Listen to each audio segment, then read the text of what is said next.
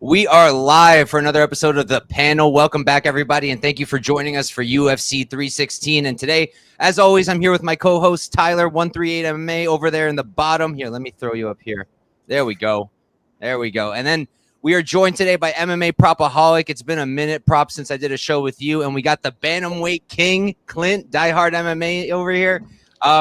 We'll go in a quick lap. We'll talk about how we're feeling about the card, and then we'll jump right into it. Me, personally, I'm hyped. Merab is probably in the top 3 of my favorite fighters in the UFC right now. Love the guy, so I'm very excited. And it's in my backyard. I know Prop's going live. I'm going to try to go live. I'm going to see if I could snipe some cheap tickets tomorrow or Saturday.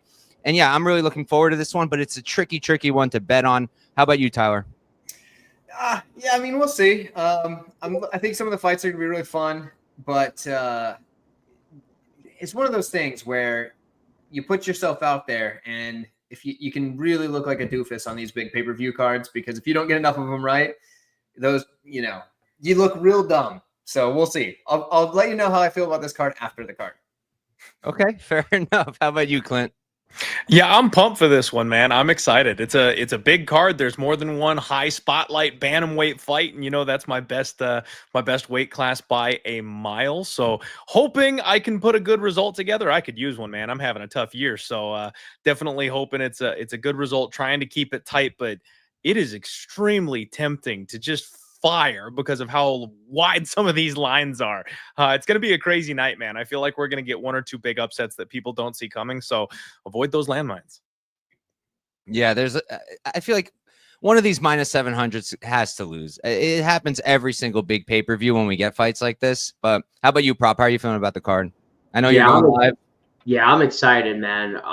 13 fights, man, from bottom to top. I'm excited for every single fight. Even Wang versus Lipsky is a banger. Yeah, I can't wait. Can't wait to discuss these fights with you guys. All right, there we go. And let's rock right away. So first fight of the night, we've got Maderos taking on Mark Chinsky. A little bit of a weird situation. Maderos was like deathly ill last week, apparently, but now he's perfectly fine. I guess that's possible. And then Chinsky making his UFC debut. Tyler, why don't you start us off for this one, brother? Oh, great. Okay, so I'm going to start off with a bit of a hot take. And I think Maderos might be trying to game the system a little bit. And I think he's trying to pick fights that are more suitable for him to win. Maybe not. But it's coincidental that he's done this twice now. Pulled out and then fought very soon afterwards. So, it's kind of weird. But I do think this is a more favorable matchup for him than the one prior. And I thought he had potential to win the one prior. I do think he can win this one. Mark and Markel, it's hard. So we'll go Chinsky. Chinsky, he's a pretty good grappler, right? And I know he has like a credentialed wrestling background, but his takedowns, if in MMA, haven't looked that great except for against people that are pretty poor. So I think if he gets it to the mat, sure, he's going to have some success, but I think he's going to have a hard time doing that. And I think Maderos probably takes it, even though I do have some worry about him not being able to compete last week and now can compete. So, it's one of those fights where we don't know enough to really, unless you do know, unless you're like in on it, but like we don't know enough to really know. So for me, it's this fight that you just want to kind of stay away from. But if for the sake of a pick, I do think Maderos should win if we're just going off of nuts and bolts type of thing. All right. How about you, Clint? Yeah, I kind of lean the same way. I'm going to say this all night, man. I don't like the price tag. I feel like this is too high of a price on a guy who just gave up a bunch of minutes of control time to Austin Hubbard. That's kind of a bad look. And Chinsky's one thing is that he can grapple, man. So, like, the guy can wrestle. He can come out and put a pace on. I can see him getting takedowns here in this spot. I can see him clinch controlling, slowing the pace down. This could be a real drag of a fight if we're being honest. One guy a little scared to overextend and really let loose, and then the other guy looking for control time and takedowns. And I think it's headed for kind of a split decision. So it's one of the many dog or pass betting situations on the card that I'm probably just going to pass on. Fair enough. How about you, Prop?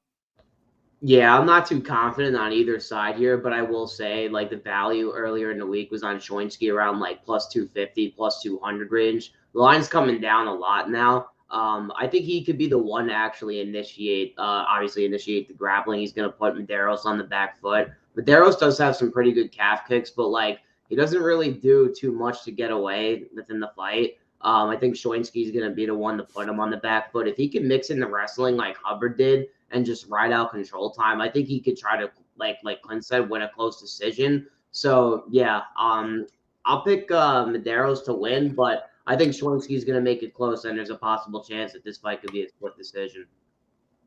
All right. Before I go real quick, so I didn't get a chance to catch up with the chat before we started, but in an attempt to get the chat a little bit more lively, I know there's other shows going on now. Let's do this. So I have a few lotto parlays going. If any of them hit, all of them are to win like a K or more. If any of them hit, I'll give one person in the live chat. I'll do like a random wheel spinner. I'll give one random person in the live chat, not comments, live chat, $100. And I keep my word. When I hit my last lotto, I told my Discord I'll give one person 10%, and I did. And I'll do it for the same for this chat, but we're going to need at least like 25 messages before I let that go live. Because, come on, what is this? No spam. No spam messages. Yeah, you no can't just hit spam. LLLL. And it's a Thursday night. It's UFC 316. Merab Dvalishvili's fighting. Like, come on, let's go. For me personally on this fight, I also like Maderos. I didn't hate the Chinsky early numbers. He definitely has wrestling upside, and there's a possibility that Maderos was actually sick. But I feel like if he was actually sick, he wouldn't be fighting now. So it just doesn't make a ton of sense to me. And Chinsky, you know, he's a good wrestler, D3, three-time All-American. And I get what people are saying in that, like, oh, Hubbard took down Maderos. Maybe Chinsky will also be able to take him down because he's a more credentialed wrestler. To me, until I see it, I feel like Hubbard's a better mixed martial arts grappler than Chinsky is at this point of his career. So I'm not ready to be like, oh, because Hubbard did it, Chinsky's going to do it too. And on the feet, I think Maderos is much slicker. And I think what is like really important here is that he's much better in the clinch. The knees are going to be there all day. And I think we're going to be clinching quite a bit if Chinsky's shooting and Maderos is stuffing it. You know, they're going to hit the fence, start clinching. I think that's going to be good for Maderos as well. So I do like him to win, but I can't possibly lay the chalk when there's a possibility he was deathly ill, apparently. So just a pass for me. If I may, people keep making the like, oh, but Hubbard was able to take him down. If Hubbard and Chinsky fought, Hubbard takes his lunch money, no problem, because Hubbard is the better MMA grappler, like you alluded to. But because he's the better MMA grappler, it becomes a striking contest, and Hubbard would beat the brakes off him. I think Hubbard's a much harder matchup. So this is a step down.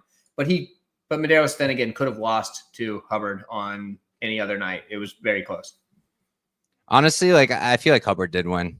I thought so too. I had money on him though, so I'm kind of biased. Yeah, I agree. I honestly can't remember if I had money on him or not. It sounds like a bet I would have made, honestly. Mm-hmm. But like I watched it back. I taped that fight last week for the Oki fight, and then this week again.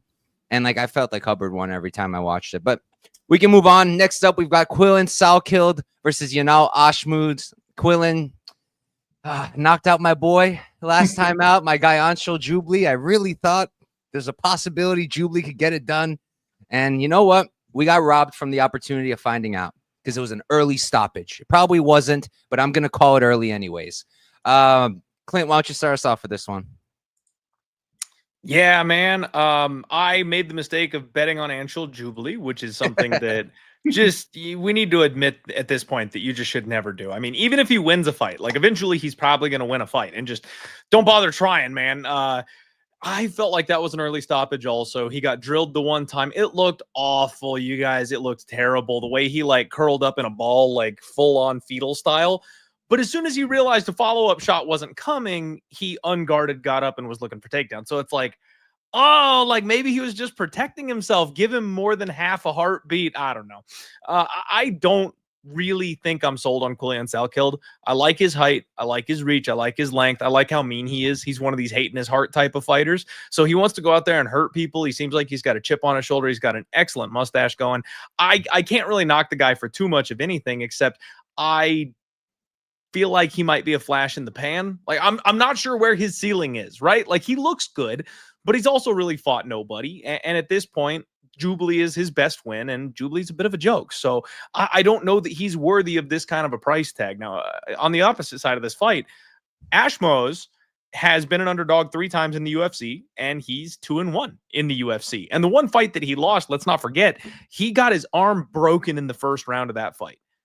Didn't go away, didn't quit, hung in there, went to a decision with a guy that's finishing everybody while only being able to throw one hand, and defended takedowns and got up with one hand. I mean, it's like the dude's toughness is something that can't be understated.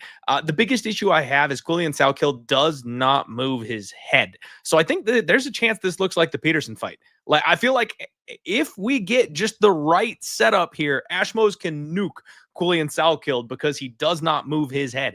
And then I think there's a lot of grappling. The wrestling, the good timing, the double legs. We've seen Ashmoods use that before. I don't know what Saulkilled's wrestling defense is going to look like at this level. So maybe we see some scrambles. Maybe he defends some takedowns. What if he gets tired in round 2? You know, what if having this little red fox full of muscle on top of him wears him out after 8 minutes? I don't know. So again, for me, it's a dog or pass situation. I think this one's headed for an over, though. We've seen Ashmoods and how tough and durable he is. So Saulkilled by decision kind of seems like the thing that's calling to me here is the even money prop that's a little chalky, minus 120-ish. Well, it's a little gross. But I think that's how the fight ends up. And I talked about this on my prop show. They're giving plus 900 on Ashmoods by decision. So it's Dude, like, I was thinking that too. I looked at that too. It just, if this fight is going a full 15 minutes, are we sure it's 30-27? Like, I think it's going over. I'll reluctantly pick Saulkilled, but the degenerate in me wants to take some shots. I took too many shots the last couple of weeks, not the drinking kind, but like the dart throw kind, gambling. So I need to be good this week. I need to lock up a dub. So I'm going to try and stay away from some of these. But man, I swear, if something like Ashmoods comes through at 9-1 and I didn't bet it, I'm going to be sad. Now you kind of have to throw like a quarter unit sprinkle at this point, Clint. You gotta. See, the problem is there's too many this week. If I did it for one, I'd have to do it for all of them, and there's a lot of them. So I'm trying to be good and just like buckle off all of them, because once I start, you're not going to stop me. All right. Prop, how about you, brother?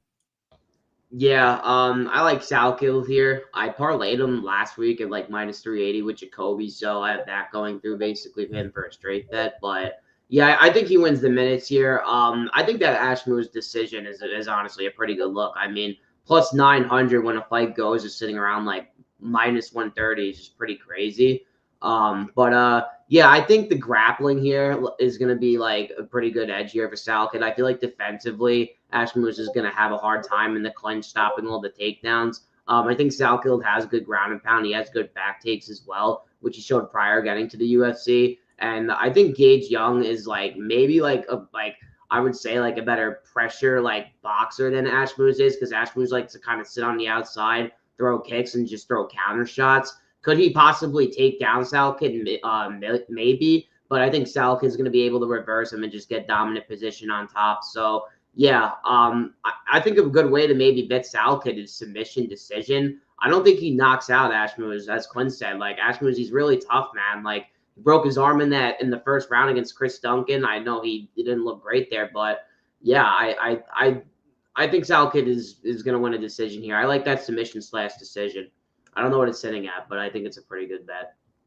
One thing I'll point out about the Saulkilled decision before I break it down is I realized this on Wager Wars. Saulkilled decision is like minus 120, but fight goes is like minus 140. So it might be worth just paying up the extra. Yeah, I didn't realize that. Yeah, extra few cents, because I'm with Clint in that I do think that Ashmoods. I think the line's wide. I think there's a possibility that he can win. I personally did parlay Quillin when he was minus 285. So we're talking like a week and a half at this point, maybe 2 weeks ago. I don't remember. I liked that. Even that feels a little greasy because look, watching Saulkilled, I think he's very good. I think he's got a way higher ceiling. He's the bigger guy. He's rangier, uses it pretty well, grappling upside. But like, there's a reason I bet Gage Young in their Dana White's Contender Series fight. There were a couple reasons. A, I thought takedowns would possibly be on the table. And they still could be. I think Ashmoods could maybe land takedowns. I lean towards Saulkilled getting the takedowns and being the better wrestler, but it's MMA and you never know. And Ashmoods isn't a bad grappler in his own right. And the other reason I bet against Saulkilled with Gage Young was the pressure. And I think that Saulkilled can sometimes struggle with pressure. And Ashmoods, not always, but there are times when he will be on the front foot. And if he fights with that game plan, I do think he can make this a little greasy. All that said, though, I do like Saulkilled to win. I just don't love the price tag at this point of the week. How about you, Tyler? I know your head looked like it was going to fly off with all the shaking you were doing while everybody was talking.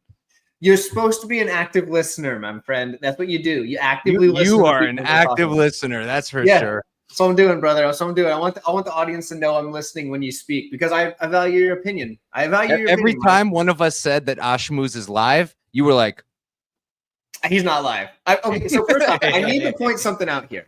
I am just to the moon impressed with how my friend Jewish Better is able to compete in the UFC under an alias and not be found out yet. I think I just gave away the secret. I hope nobody's paying attention right now, but that's incredibly impressive to me. Unfortunately, I don't think he wins. I think Saulkilled's better than him everywhere, and it's like I think Ashmoods has like the chance of landing a bomb, but like most fighters have the chance of landing a bomb. I mean, there's some that don't, but most do. So with that said, I think Saulkilled is a pretty safe play. I played him at minus 380, but that's long gone. I think he wins. I think he's a better grappler. I think he's a better striker. I think the striking's closer than the grappling. I think the grappling, Saulkilled is far better. His takedown defense is hit or miss. It kind of depends on the style of takedowns, but it doesn't matter too much. The guy, if you take him down, he doesn't just like lay there on his back. He's sweeping. He's scrambling. He's throwing up submissions and using those to create space, like all this stuff. Like he's not just like laying there and like, oh, maybe I'll look for an armbar that's not going to hit. I think he's just a far better grappler. I think he's a better striker, especially because of the range. Like this dude's, was it like 7 inches or something ridiculous? Maybe not quite, but it's close to that. So yeah, I think Saulkilled's better everywhere. I think he's probably one of the safer big favorites on the card. So yeah. Give me Saulkilled. I will add like some of Saulkilled's wins on the regionals. Like first of all, Don Marfan, we all saw him get the huge upset in Road to UFC. That's a good win. And also not as well known, but my guy Brett Pastore, really, really good guy despite his record. I just think he had bad management early and they were giving him really rough fights. But recently he fought Lester Bators Jr. He was a plus, I think I played plus 700 and plus 550, something like that. And he came through. He got the dub. He competed for us over at Warrior Cage Grappling a few times. He's a really, really the dude fights all around the world. He's constantly traveling. I think he has like a Sambo World Championship in somewhere in Russia or something, like in a couple months. Dude's just an absolute beast. He's a very good grappler. And the fact that Saulkilled was able to kind of, out grapple him, outwork him, to me, that's super impressive. I think Brett will be in the UFC at some point, and Don Marfan is on track too. I think also Gage Young is an impressive win that people are kind of overlooking because he lost. Because of the Elder fight, exactly. Yeah. The Elder fight was also up a weight class, no? I mean, yeah, I'm sure. Wait, no. Too, right? Was it at 170? Yeah, I think it was. It was maybe it was a catch weight or something. I feel like it was not because it was on super short notice, wasn't it? I'm on it. Yeah, Evan Elder. Notice. It might not have been, but like I feel like it was at least a catch. It was on. No, it was at lightweight, at least according to Tapology. So dude had to make weight on like no notice then. So it was like a week, yeah. Yeah, I mean that was super rough then. So because it was in KC, which is why they gave it to him. But yeah, so I mean, I don't know. That Gage Young win's a good win. Gage Young's tough. I think that win is his best win, but I think it also is going to age well because I think Gage Young is a guy that's going to get wins in the UFC. I agree. But all right, let's move on. Everybody went, right? Yeah. Okay, cool. All right, moving on. We got Ju Sang Yu versus Jekka Seri. Prop, you max betting Jekka? No, but I think round 1 KO is worth a little bit of a sprinkle. I think you can get like plus 2,000 on DraftKings. I took to win inside the distance at like minus 130. I just think I think he's gonna have a huge grappling edge here, man. Like Jeka's a white belt on the mat, and in his regional fights, like against like Brazilian black belts, like he was taking the back and he's going for arm triangles. He's going for rear naked chokes. I think he has a good right hand too. I like when he hypes up the crowd when he like lands a big shot. I think Jeka's gonna go and try to swing for the fences when he does that as well. I think this is gonna be a really fun fight. Like you see the under 1.5 sitting at like -115. Now it's like, why not just play you to win inside the distance and then play Jeka KO1? Because I feel like Jeka's KO1 or bust, man. I think if this gets to the second or third round, he's going to get submitted or ground and pounded. So, yeah, I think this is going to be a nice, fun fight. Jeka's live for a bonk early, but if he doesn't, I think he gets finished. So, yeah, I think this kid Yu is pretty good, man. Like, he comes from the Korean zombie gym. So, yeah, I like him, man. He's got a good right hand as well. So, yeah, I'm going to pick you to win by submission. Yeah, I'm going to be on the same page here. I love me a good Jeka round 1 knockout prop. I played it against Lucas Alexander at like plus 2,600, and that felt real good. I'm trying not to chase that high. I do see some similarities where like I do think Park's pretty hittable. I think he's pretty hittable. I think in his entries, like not Park, I'm so sorry. You been talking about him. I was comparing him to the Road to UFC guy, Park, yesterday. But I think he's pretty hittable, and I do think that Jeka can knock him out. But I don't think it's a super likely outcome. Plus 2,000 is kind of solid, but like I feel like it's not going to happen personally. I feel like Yu's a good enough striker. His defense is good enough to avoid those big shots. It's not like Jeka's super technical. He just hits hard and he's explosive. He's got solid kicks, but like he's so hittable. Yu's a more technical striker. The takedown should be easy. I'm leaning more so towards like Yu round 2, round 3 subs. I saw like plus 1,100 on the 2 and plus 19 on the 3. So I'm probably going to hit those. And I don't hate a sprinkle on the Jeka round 1 at all, especially not plus 2,000. I didn't see that line, but I don't think it's going to happen personally. Not this time. How about you, Tyler? So I hear a lot of people, and even before this stream, acting like Yu is the type of guy that just goes out there and just shoots takedowns and goes for the submission a lot. And I don't know that that's the case. Like, he's a strike first kind of fighter, if you ask me. And he comes out of the Korean zombie gym. A lot of those dudes like to just go in there and bang it out. I don't know that he's going to go out there and just shoot takedowns. I think a lot of people betting the submission are going to be very, very frustrated when he goes out there and just trades hands, because I think he will do that. I think he's got a really nice calf kick, and I think he's going to start working that early, and then I think he's going to start working those shots. He's kind of that rangy sniper kind of style, but he's not like when you see him grapple on the regional scene, it's because other people shoot on him. It's what fight did you not see him shoot in? He shot in like almost every single fight I watched. Nah, he strikes first, man. He'll shoot like he does strike first, but he does wrestle though. Mm-hmm. He'll wrestle, but like it's not until somebody else is engaging him in the wrestling, and then he'll go back at them with it. He wants my turn to shake my head at you, Tyler. Trying to sink in a rear naked choke. Wait, what? I missed. Yeah, I heard two of you at once. I missed that. What was that? Sorry about that. I was saying he also failed horrifically trying to sink in a rear naked choke. What fight was that? Yes. Where he was like floundering on the guy's back. That that round 1. Yeah, exactly. And like, I mean, that said though, like Jeka's submission defense is abysmal. But at the same time, like I do think this is going to be more striking than people are thinking it's going to be. Weston Wilson's the type of guy that goes out there and goes for the submissions like quick. I don't know so much that Yu's going to do that. I do think he wins. Not really, dude. Weston's out here trying to strike dudes, at least on the regionals pre-UFC. In the UFC, they gave him Gene Silva, Joe Anderson, Brito, and I forget who else it was before Jeka. But Weston's very proud of his jiu-jitsu credentials. I feel like Weston's more of a grappler than Yu, which every time I say Yu, I feel like I'm saying like you, but you know what I mean. Me? Yeah, like you.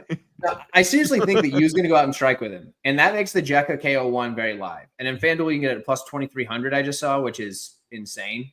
And I don't have FanDuel, so that breaks my heart. But I might have to take the like plus 2,000 on DraftKings. I'm taking Yu. I think he's going to win, but I think like if you go out there and trade hands with Jeka, that's a problem. And I think that he could get caught. And Jeka's the type of guy that will.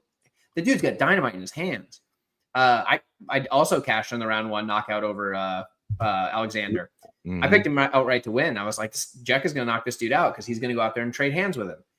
I think Yu is going to be more durable, though, and I think he's going to be able to hang in there. But so far, I've passed on this fight entirely. But at the same time, I'm taking Yu. But that round one Jack KO is very live. Maybe I'll be, if he goes out there and shoots in the first round, you guys can tell me I'm stupid, but I honestly think it's going to be a striking battle for probably at least the first round. Maybe at the end of the round, you shoot a takedown to secure the round, but I think it's going to be a lot of striking. I hope he hypes up the crowd, man. You see, when he lands a big shot, how he brings his right hand up. I really hope he does, man. I will say real quick before I pass it to Clint, I feel like anybody playing or parlaying fight doesn't go should be very careful. Because Yu has taken worse fighters to decisions. Like Gustavo Wurlitzer, you're supposed to finish that guy if you're a UFC caliber guy. And he dominated him, but he hung out on his back half the time and he didn't finish him. And I think Wurlitzer's been submitted I don't know, over 5 times. So not a great look. So I would be careful going heavy on props for ending ITD, but the big plus money ones, you just sprinkle a little bit. Yeah. All right. How about you, Clint? Yeah, so I think you guys all are making pretty valid points, and I mean, this show is basically going to be like a shopping cart. You know what I mean? That last leg, that last wheel is the squiggly one where it's there's not a whole lot left to say. You guys kind of broke it down. I do think that Weston Wilson probably has that grappling as a trump card in his back pocket a little bit more than people realize. And because of that, that's something that, I got caught with my pants down. I thought Jekka was going to whoop his ass that night. So I was one of the few that didn't cash in on that 11-1 sub prop. But Jekka's taken a year off. He's 30 years old. He's in his prime, and he's been working hard on his grappling to his own admission here in this fight. And I just don't think that Yu is anywhere near Weston Wilson's level of grappling or jiu-jitsu. So even if Yu does want to go out there and try and grapple a little bit, I don't think he's good enough to catch Jekka in a sub unless he hurts him first. Maybe a club and sub, there's always a chance for that. You're a little loopy, you're missing a couple brain cells, then you can get tapped out. I think it's going to be a knockout. And the way that Yu plays with his hands low, the way he showboats, the way he gets out there and gets all cocky, Jekka ain't the guy you want to play that game with. I feel like he can come out and pop him on the jaw and make him realize, oh shit, I'm in a fight, real quick. So I do think Yu wins. I think it's Yu by knockout, but I think you got to be a little wary of Jekka. And as always, for me, I'm it's not a race thing, but it's kind of a race thing. These Asian prospects, when they get over to the UFC, most of them are not swimming immediately. Most of them are taking a little bit of time to acclimate. Now, don't get me wrong. There's the Tetsuro Tairas that are out the gates and are fine and are doing just great. But a lot of these road to UFC guys, they're struggling. You know what I mean? So I know Yu is an 8-0 prospect the UFC is hyped on, and they're probably selling on Jekka, who's the undercard filler type of guy that's just going to be the under 1.5 rounds banger for as long as he lasts in the UFC.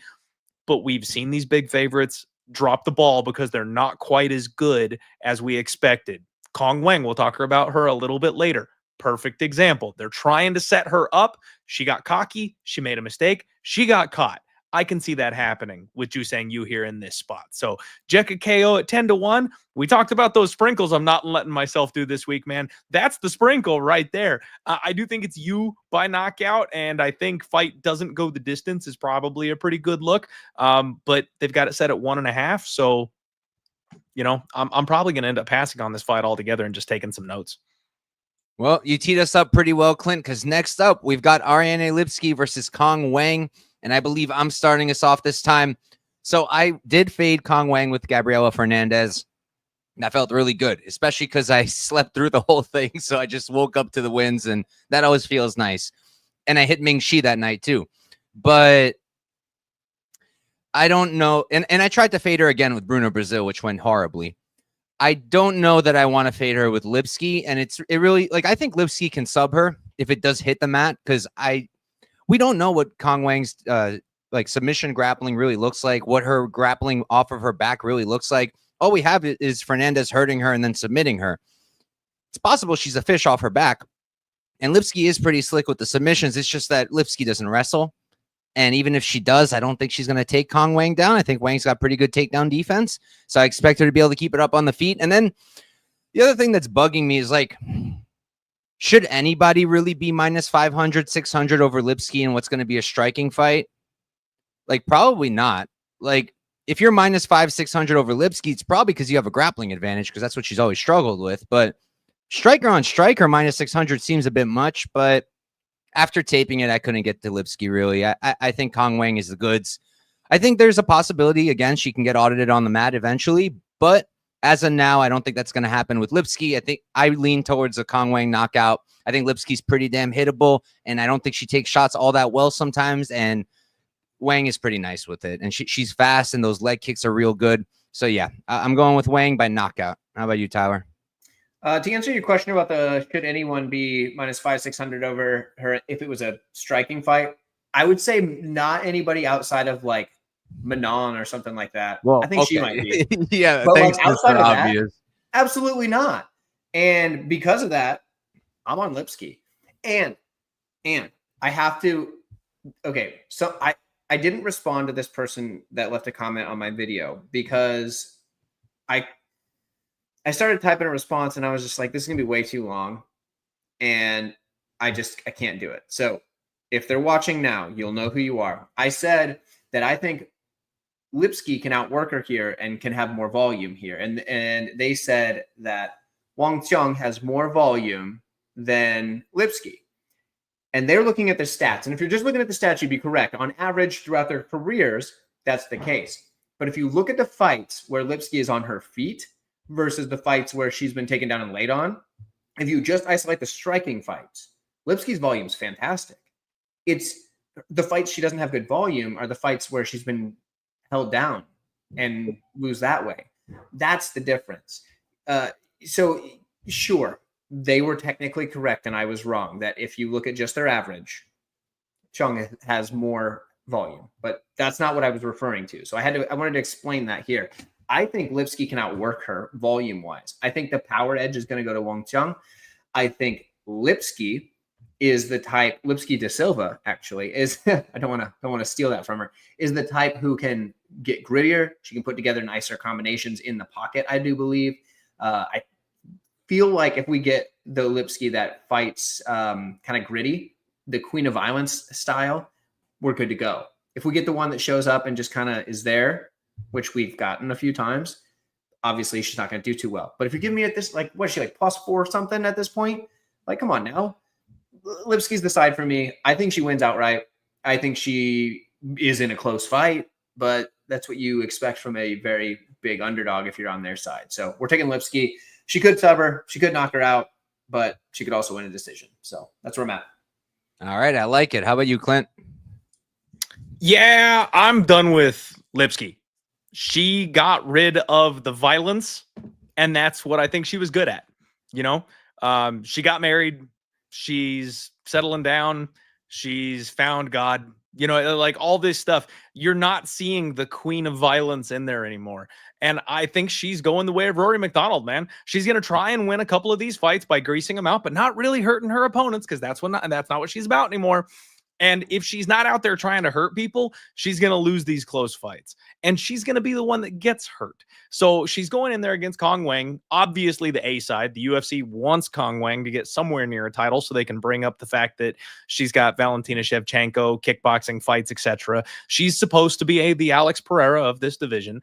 And I don't think that Lipsky's durable enough to hang with a kickboxer of this level. Now, can she out wrestle her? Yeah, maybe, and she's probably going to try. But Kong Wang is out at Team Alpha Male working on that takedown defense. I know a lot of people like to fade Team Alpha Male, so, you know, take that for what it is. But if she's learning a couple of tricks, you know, get some hips on you, get a get-up game here or there, figure out how to cage clinch a little bit, like, she's just far and away the more experienced, the more skilled, the more talented, the higher ceiling athlete. Like, she's got all the boxes checked. That a little bit of wrestling goes a long way with those types of athletes. So again, man, I'm team Kong Wang here. I want to fade Lipsky. I want to fade Lipsky's questionable chin. I want to fade her failing heart at this point, if you will. But I can't at this price tag, man. I've been burned by Kong Wang already. congrats on cashing on Gabriela Fernandez. I was on the complete opposite side of that. I had a very large investment on Kong Wang, and I thought I was going to be in my rocking chair counting my money that night. Turns out I was wrong. And then the very next time out, yes, I tried to fade Bruna Brazil, because why wouldn't I? And I bet her in the round 1, round 2 KO markets bigger than I should have, because I thought it was going to be easy. So I lost somehow, even being right on her bounce back fight. So I can't bet this one. Like, I can't lay minus 500 and get hurt again. I can't look at the KO prop and get hurt again. Like, this is one I've just got to stay off of, because I can't seem to get Kong Wang right. I think she wins. I think she knocks her out. But when that happens, or if there's a lot of grappling and maybe we end up with her, the threat of the grappling, making it a fight she's more interested in, using the space and moving and taking it to a decision like she did Bruna Brazil, that's entirely possible. So I'm just not gambling here, man. I'm going to pick Hong Wang to win, but I don't have a bet. Fair enough. It's hard to be confident on her because we still don't know a lot about her. We really don't. But how about you, Prop? Yeah, I like Wang here, man. I parlayed her earlier in the week when she was at minus 360, but I actually took her KO before I actually got on the show at plus 230 on Bet Rivers. Like, as you guys all mentioned, man, you guys broke it down perfect. Like, I don't know if Lipsky's durability is there. Like, I think a fight to go back and watch is the Cachoeira fight. Like, she gets hit with a left hook and then she starts backing up, and Cachoeira, the right hand's coming from a mile away. And what does Cachoeira land? That right hand. And then what does Lipsky do? She just starts throwing back, like, on the fence. She doesn't even try to, like, get away. And then she gets finished. Like, Wang is a sniper, man. Like, when she backs you up, she throws that right hand to the body, and then she just has a bunch of different weapons coming. Like, she hit Brazil with an absolutely nasty combination at the end of round 2. It was like a right hand to the body with a left hook up to the head, and then a right leg kick. And it was just stunning, man. Like, I think Wang's going to walk her down. I think she's got more power. Obviously with her boxing, like, she had boxing aspirations to go for boxing. So, she's going to be much faster in the pocket with her hands here. And yeah, I feel like the line is honestly pretty correct. Like, I don't really see Lipsky having a, like, wrestling success. Could it be possible? Yes. But as you guys mentioned, as Clint mentioned, Team Alpha Male, I feel like the takedown defense will be there. And she was beating Fernandez up, man. But the physical presence of Gabriela Fernandez, it struck, man. She got Kong Wang out of there, and credits to her, man. She's looked great in her UFC run so far. So, yeah, man, I like Wang here. I think she's going to get the finish. I think it could be in either round, but I think 2-3 sprinkles on Wang here is a really good look here. So, yeah, I like Wang by KO here, but I wouldn't play the current line at minus 550. All right. Makes sense. We can move on. Next up, we've got I'm excited for this one. We got Chaos Williams versus Andreas Gustiffson. Tyler, your turn. Oh boy. Okay. I can't be the only one on Chaos, right? I'm on Chaos. I think he probably starches him. I feel like Chaos is not the guy you want to go in there and be hittable against. And I mean, if anybody's hittable, it's Gustiffson for sure. Like, this dude gets hit a lot. He's gritty. I like that about him. He also had a fight fall out last week, during the weigh-ins. So that's not a good sign. Dude's making weight again. I know people were like, oh, it was like, it was like a catch weight or whatever. He's still cutting weight. You got to do it twice. That sucks. So I don't like that for him. And I think Chaos Williams is a harder fight for him. I think Chaos Williams is a lot harder fight for him. I think if Chaos Williams hits you, he could knock out an elephant. Like, this guy hits like a truck. I mean, they don't call him Chaos for nothing, right? So I feel like Chaos Williams is the side for sure. When the line opened at minus 225, I was like, oh, that makes sense. And then a bunch of money came in the other way, and I was like, whoa, what's going on? So yeah, I think Chaos Williams around like minus 170, minus 180 is beautiful. So give me Williams. All right. How about you, Clint? Yeah, man, this one's upsetting to me because I thought Trevin Giles was in just a beautiful spot to pick Gustiffson apart. He was my favorite bet last week, and people were calling me crazy. I could see the vision, man. Just stick, move, jab, counter wrestle, get up, do it again. It was a perfect spot, and people were going to get caught with their pants down thinking Gustiffson was any good. The problem for me is Chaos Williams apparently doesn't have the takedown defense that I thought he did. Now, I know he was fighting a bomb fiend, bro. And there's a big difference between these two here. But Bonfim was more of an opportunistic submission guy than a wrestler, in my opinion. So the fact that Chaos gave up the takedowns the way he did kind of has me feeling a little concerned about that takedown defense. Now, I think Gustiffson might just be kind of a bum. I know he's got a good-looking record, but he's a little old to be a prospect. I think he's 34 years old at this point, and he has a game plan of go full Artard in this fight. Like, he wants to come forward. He wants to pressure you up against the fence. Now he's not in the apex anymore. He's in the big cage. So I think there's going to be a lot of opportunity for Chaos Williams to land that nuclear missile of a right hand in this fight. The problem for the Chaos side of things is this guy's really smart. And I don't mean like tactician really smart. Like, I don't think we're writing home about his game plans. He's smart because he's setting himself up outside the cage. He's coming in, he's cashing paychecks, he's getting fight of the night bonuses, and then he's running businesses. And then he's out there partying and taking, awesome pictures with his sunglasses on with one of the sickest styles you've ever seen. Like, that man can dress. But I don't know where he's training. I don't know how often he's in the gym. Like, I don't know what version of Chaos we're getting ever, because he'd rather flash his cash than show the hard work behind his knockouts. So I have a real hard time being comfortable with either side of this fight. I think Gustiffson can grind his way to a decision if he can be successful, just physically overpowering a guy like Chaos. But if he slows down even a little bit, like, Chaos is live this entire fight. He could be the better man out the gate and nuke this man in round one and send him packing. He also could just survive for 7-8 minutes. And then in round 2 or 3, when Gustiffson slows down a little bit, all of a sudden he's cherry picking his shots and he has no problem landing a bomb later on in the fight because his opponent is slower. Like, there's a lot of ways Chaos wins this fight. So I'm picking Chaos to win. I can't lay minus 200 on it. And I can't stomach going from having plus 145 in pocket last week to now laying minus 200 chalk against the same guy. I know there's a, competition levels of difference, but Chaos does not have the jab that I was betting on last week. So I got to stay away from it. Oh yeah. How about you, Prop? Yeah, I'm not confident in either side here, but I think this fight has the potential just to be an absolute car crash, man. Like, both guys have pretty piss poor striking defense, honestly. Like, Chaos Williams' striking defense at range is at 44%, man. Like, I just can't back someone at minus 200 who doesn't really have striking defense. And, like, we haven't really seen the fighters initiate the clinch and try to hold him the way Gustiffson does with his presence, and just like Gustiffson's just going to try to hold him on the fence and just land elbows. Maybe he might attempt some double legs, but he's not really trying to just wrestle and just go for single and doubles. He just wants to control you with his presence and just break you with elbows and knees to the body. So I don't know how Chaos is going to deal with that early, but I mean, in the bigger cage, I think it's going to be hard for Gustiffson to get his game off. And as Tyler said, man, it's not good to get hit against a guy like Chaos Williams over and over. I mean, credits to Bedoya because he got hit over and over, but I think Bedoya's just got that toughness to him with that shoot the box toughness, man. Like, as Clint said too, 11-2, 34 years old. Like, I don't know what to really think of Gustiffson right now. I don't really think his decision loss on the regional scene was a good look either. Like, he was getting thrown in control in that fight, and the guy he was versing was just trying to wrestle him back when he was counter grappling him. He didn't try to separate and just try to beat his ass at range. And I think Williams has the potential to do that. So, yeah, really fun fight. I'm going to pick Williams to win. But, yeah, I think there's a value shot on Gustiffson to win by decision, man. It's like plus 600. I might end up throwing a quarter unit on it, but there's a really good chance that he ends up going out there and just getting bonked, man. But great fight, man. I'm glad this fight got pushed for this card. Sorry, Clint. It's all good. Yes.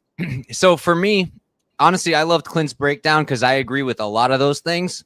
First off, I also like Giles against Gustiffson, but I thought that Giles was a much harder matchup than Chaos was. And I know that sounds crazy, right? But it's because Trevin Giles, when he's on, he's very rangy. That jab is money, and he follows it up very well, and he moves, right? Chaos doesn't do that at all. Not even close. That dude just swings wild.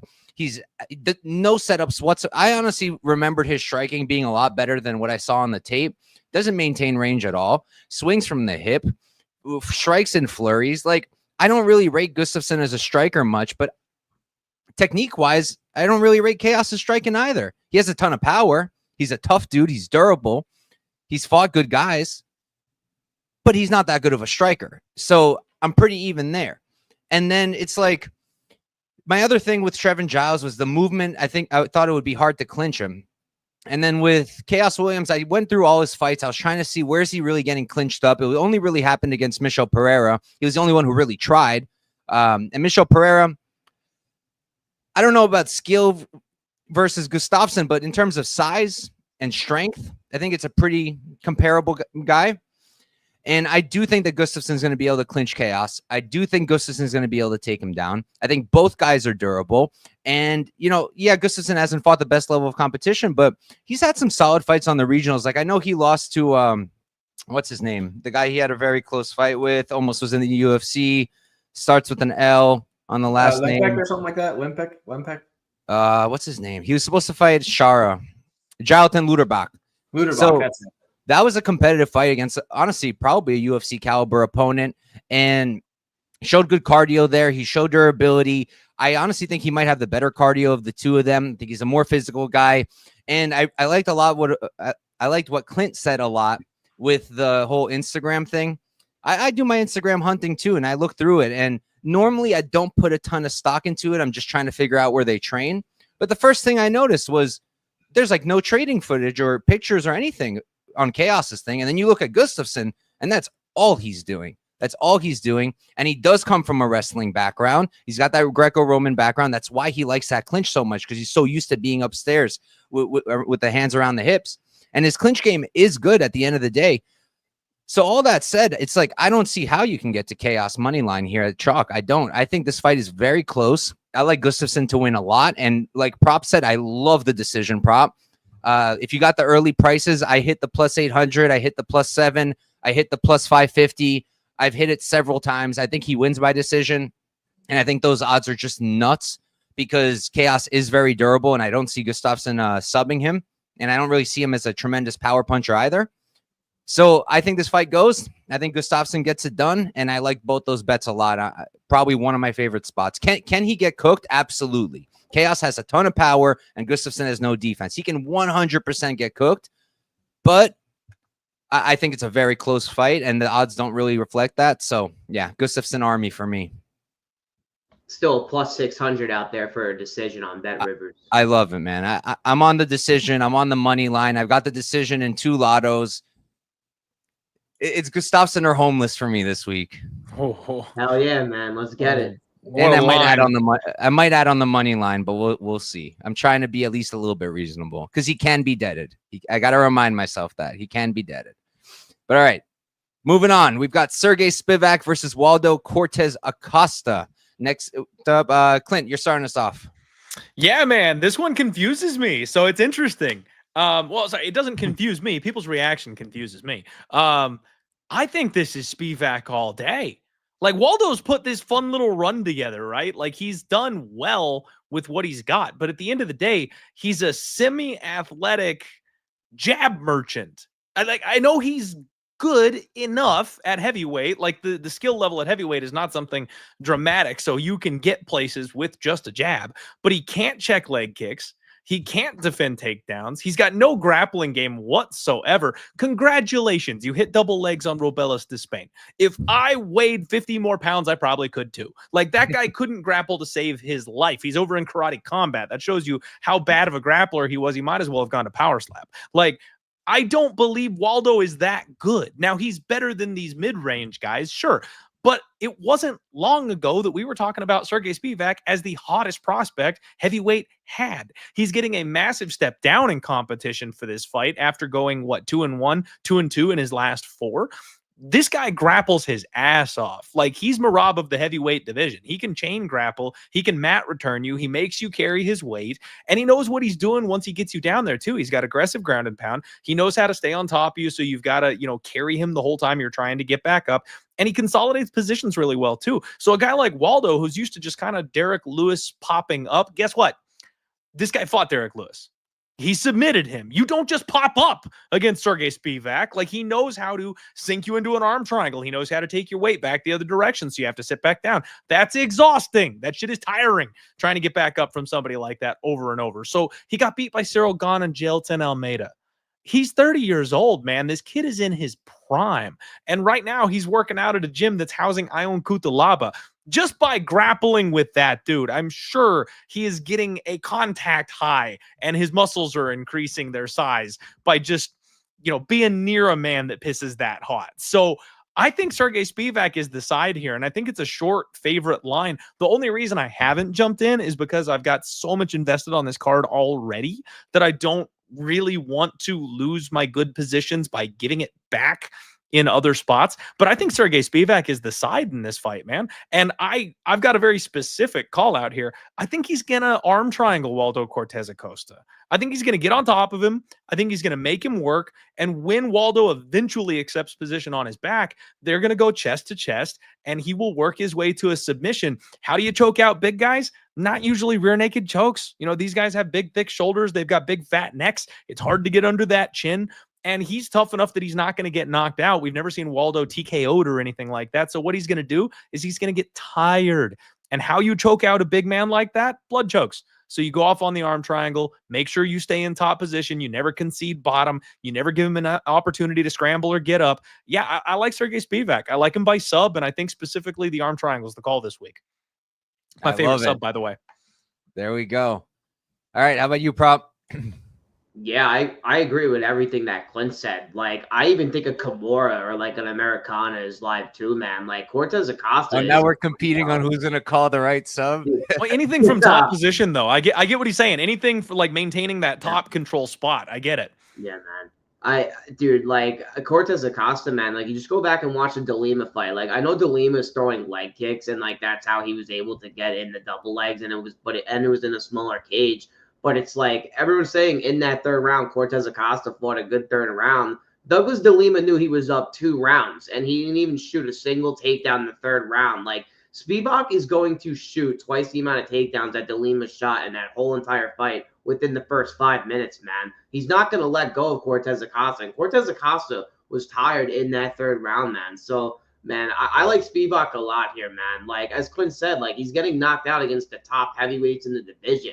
And it's like this guy was around what, like plus 140 range against Gon, and now you're getting him around like minus 140 against Cortez Acosta. It's like his best win is against Ryan Spann, who moved up to heavyweight, and Spann went 0-2 for takedowns, but he only shot the takedowns after when he got hurt. So like he didn't even try to initiate any wrestling. So, and Spivac's striking isn't even that bad either. Like people are saying that Spivac is completely like shit on the feet here. Like, I don't think he is, man. I think he's going to be able to use his strikes and mix in the takedowns. And I don't think Cortez Acosta is going to have an answer for that judo, man. This guy's hip tosses and his throws and his side control, his ground and pound. Like, I don't think he's seen anything like Spivac, and Spivac has seen people like Cortez Acosta, and he's handled them pretty well. So, yeah, man, I think Spivac has the potential to literally look like a minus 300 favorite here, man. So, I like him a lot here, man. There's a pretty good chance that I might double down on my spot. So, yeah, I like him here, man.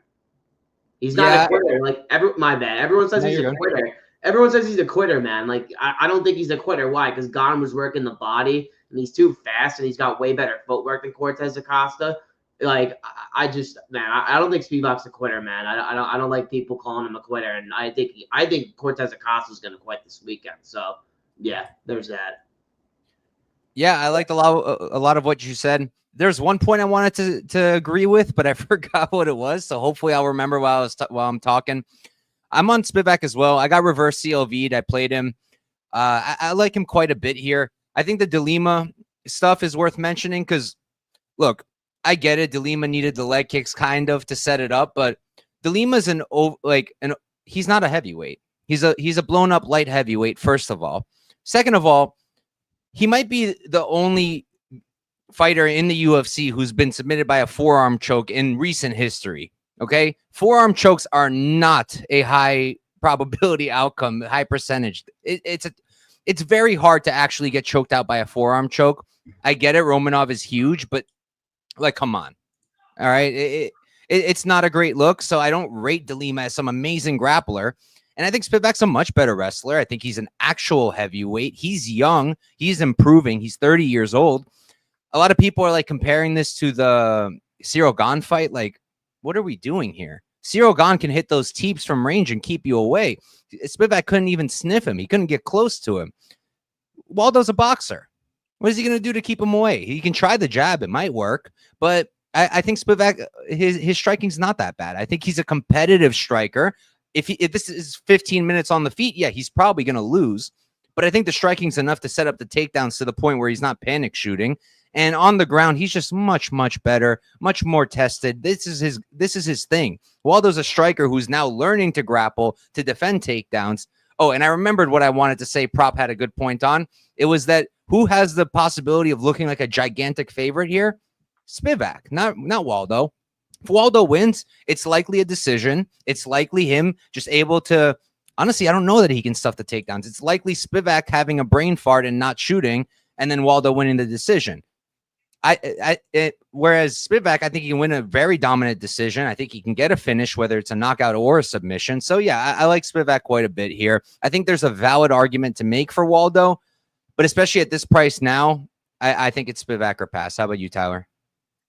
Yeah, I mean, if somehow Spivac doesn't get the takedowns, he's probably going to lose, but I feel like he gets the takedowns. I mean, he's probably going to be able to toss this dude to the mat and do what he wants to do. I just don't.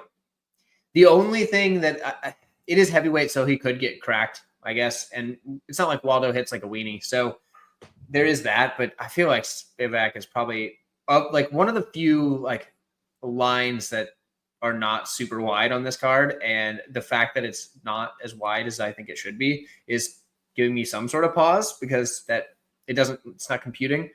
But yeah, I feel like Spivac's got this probably pretty easy. If we're throwing out submissions for it, I'm gonna throw mine in there. I'm gonna get really wild here. I think he's gonna hit it with the Peruvian necktie. Never seen him do that ever. Submission taunting over here. Like who's gonna get it? Okay, screw it. I'm gonna go too. He's gonna be on top, and then he's gonna go for an armbar. Okay, I like it. He got one just recently. I like it. Yeah. Yes. Back to the well. All right, we can move on. Next up, we've got Osma Mirzacano versus Brenson Herbero. Could you guys remind me who just went last? I started. All right, there we go. Prop, could you start us off, brother?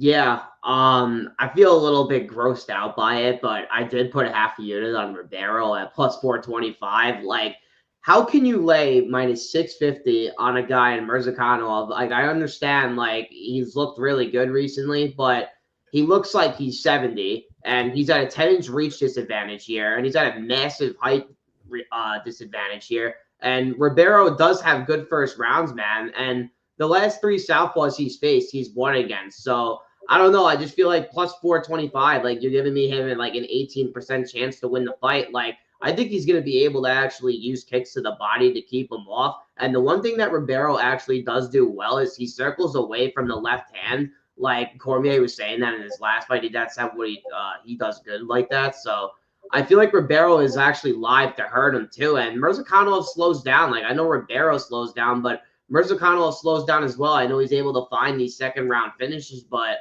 I don't really think Metafield is a problem like at range. He's more of like just trying to close you and hit you hard. Like Herbero's actually good at range and he has good strikes at range. Like the last dude to finish him is on an absolute tear, man. So it's like I just feel like plus 425. Like I feel like Mirzacano, if anything, should be like a minus 400 favorite.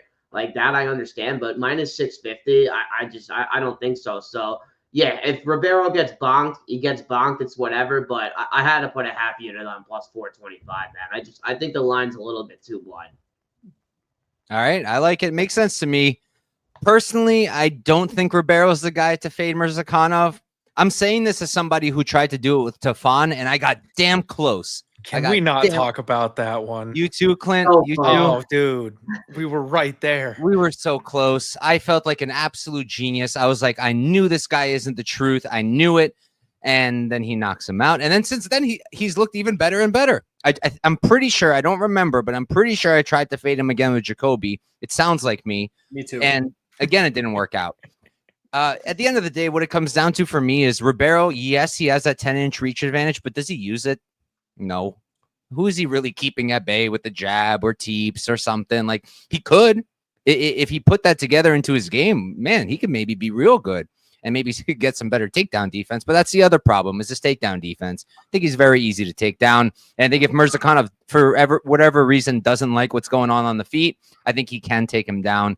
And while he's small and looks ancient, it's a very explosive and fast guy. He's very fast. He's probably the faster guy out of the two of them, probably the more explosive guy. Who's more powerful? I don't know. They both seem to hit really, really hard, but I think that Mirzakhanov's more durable. I'm fairly confident in that assessment. So I think he's the rightful favorite. I think he's the rightful heavy favorite. Herbero round 1 knockouts, that can make some logical sense to me at big numbers, but outside of that, I think Mirzakhanov will get it done. I think eventually he's going to get fraud checked, but I don't think it's here. How about you, Tyler? So I want to touch on one thing you said. When does Herbero use his length? It's actually only time I see him really use it is in the grappling, because he's got a pretty good high elbow guillotine, believe it or not, which, I mean, you know, that it helps if you've got freakishly long arms. So that's about it for Herbero's like length using and using it well. I think so. I also tried to fade Azamat against Jacoby because I thought Jacoby was going to put it on him. And in the third round, he sure tried, but it wasn't enough. I don't think Herbero is that guy. I think Azamat is going to beat this man any way he wants. I don't think it's going to be close. And like, obviously the line suggests that as well. So I'm not saying anything like crazy here, but yeah, I think Azamat's just way, way better than Herbero. I mean, yeah, I mean, skill wise, the only thing that Herbero's got going for him is like size, and I don't think it's enough. So give me Azamat to beat him however he feels like, and we'll move on. All right. How about you, Clint? Man, I just can't figure out if Brinson Herbero is real or not. That's all it comes down to. You know, I know he's won a couple fights recently over really low levels of competition, but he's the younger guy, and he's got such a size advantage here. We already talked about it. He doesn't use it very well. But kids that age improve, and he's got that starching kind of power. He's got grappling upside. Like, what if he wrestles, guys? Like, what if Brinson Herbero comes out and just leans on the old man here in round 1? Like, say it with me, kids. The line is too wide. Like, I can't get on this right now. I think it's Mirzakhanov by knockout because he just seems to be able to find it. This guy is like a Muslim Salikov type where round 2, round 3, like you think he's about to die and need oxygen on the stool between rounds, and then he sparks the guy somehow. Like, he'll find the shot, I feel like. I think he's old, he's small, and that's not something I'm interested in betting on here. So yeah, he probably beats Brinson Herbero, but again, these minus 600 price tags, like I ain't doing it. You're gonna have to parlay up 4 of these to get even money. Yeah, and it's minus 280 for the knockout, by the way. So it's not like some of it, like Quillian Saulkilled by decision at minus 120. No, it's minus 280 just for the knockout. It's ridiculous. And I'm not gonna lie, a decision's probably on the table. If we're being I like real. overs here, man. I don't hate it. Mirzakhanov's really not finishing anybody in the first. I think he has one first round finish in the UFC. But all right, we can move on. Before we do, real quick, as I mentioned earlier, if you weren't tuned in, right now we got 57 viewers on Twitter, only 10 on YouTube. I know we got some competition going, but talk to us in the live chat. If we hit 25 comments, we're at 19, so we need 6 more. No spamming, though. If I hit one of my lottos, I got 3 of them, might have another one. If I hit any of them, I'll give somebody in the live chat $100. All you got to do is leave a comment. So if you're on Twitter, take you maybe 10 seconds to switch over to YouTube. The link is right there. Leave a live comment. Maybe you get a free $100. And if not, you wasted 10 seconds.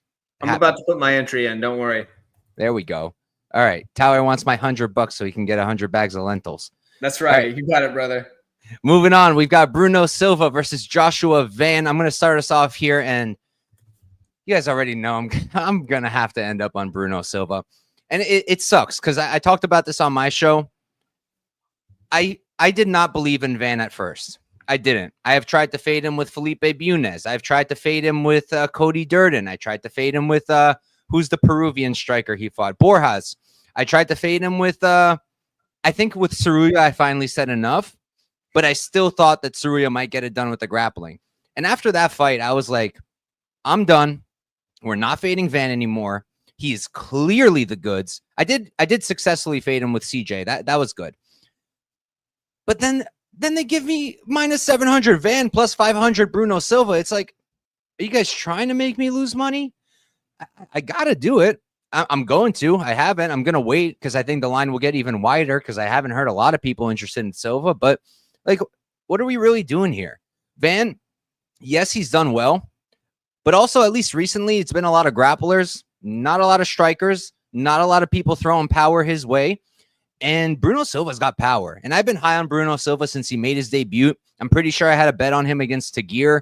And that was a pretty good fight. And a lot of people are forgetting that, yes, he's been getting a lot of knockouts, but this dude is a jiu-jitsu black belt, and he's a good wrestler, too. He was able to take down Tagir. He was able to scramble. He was able to stuff a lot of the takedowns.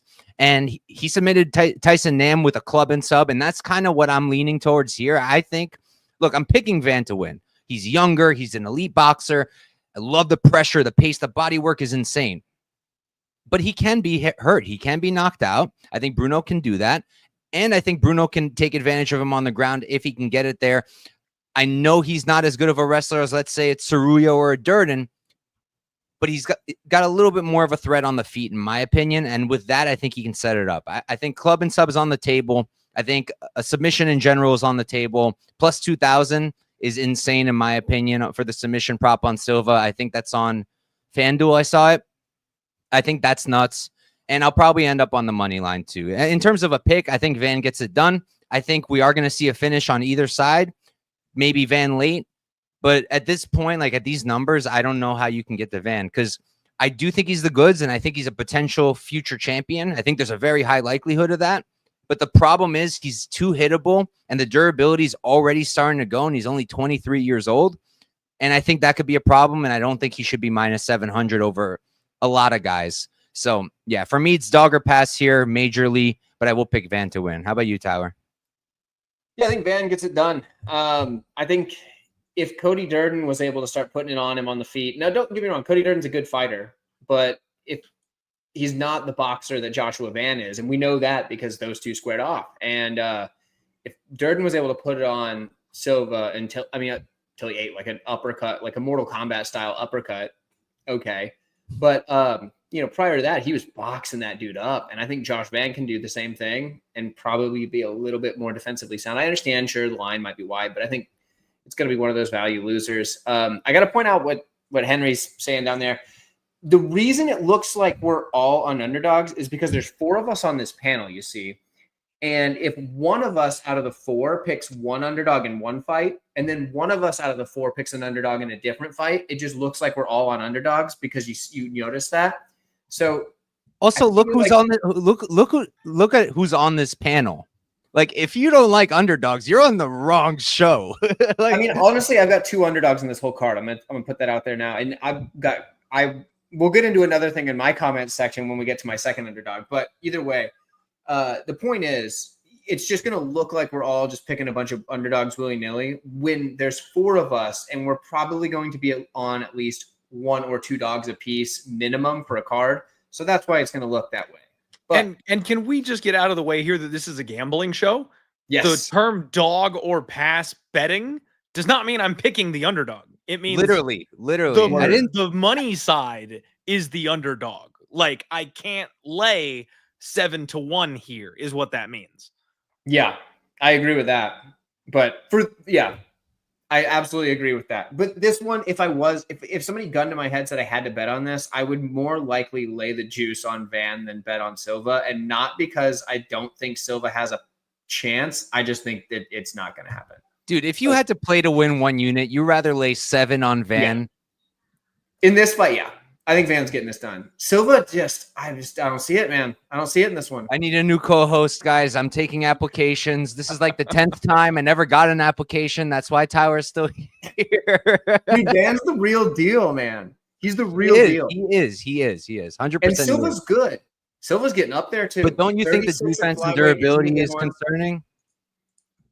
I mean, both of their durability is concerning. I don't know that the durability is that concerning. But one of them's plus 500, dog. The other one's minus 700. I know. I think Van beats him up. Fair enough. How about you, Clint? Did you say both their durabilities are concerning? I don't think Van is durable. I think Van's chin is a little bit suspect at times.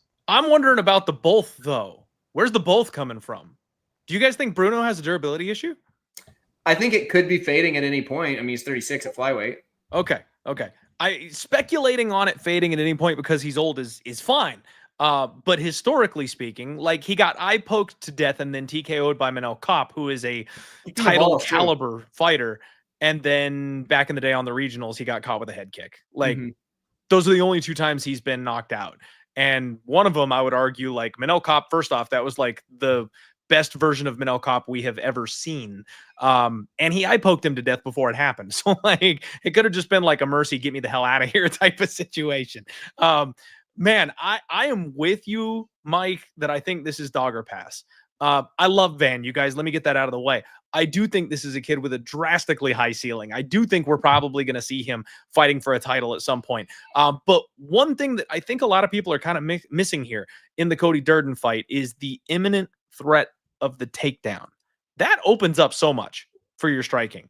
Cody Durden is a baller wrestler, and he was coming out and feinting, and instead of diving on legs, he would feint and then come up with hooks and straight punches. So he was catching Silva when Silva's thinking, I got to get my hands down to stuff this takedown. I got to get my hips back. And then he was just leaning face first into punches. So he got busted up early in that fight. And as soon as he found his timing, night.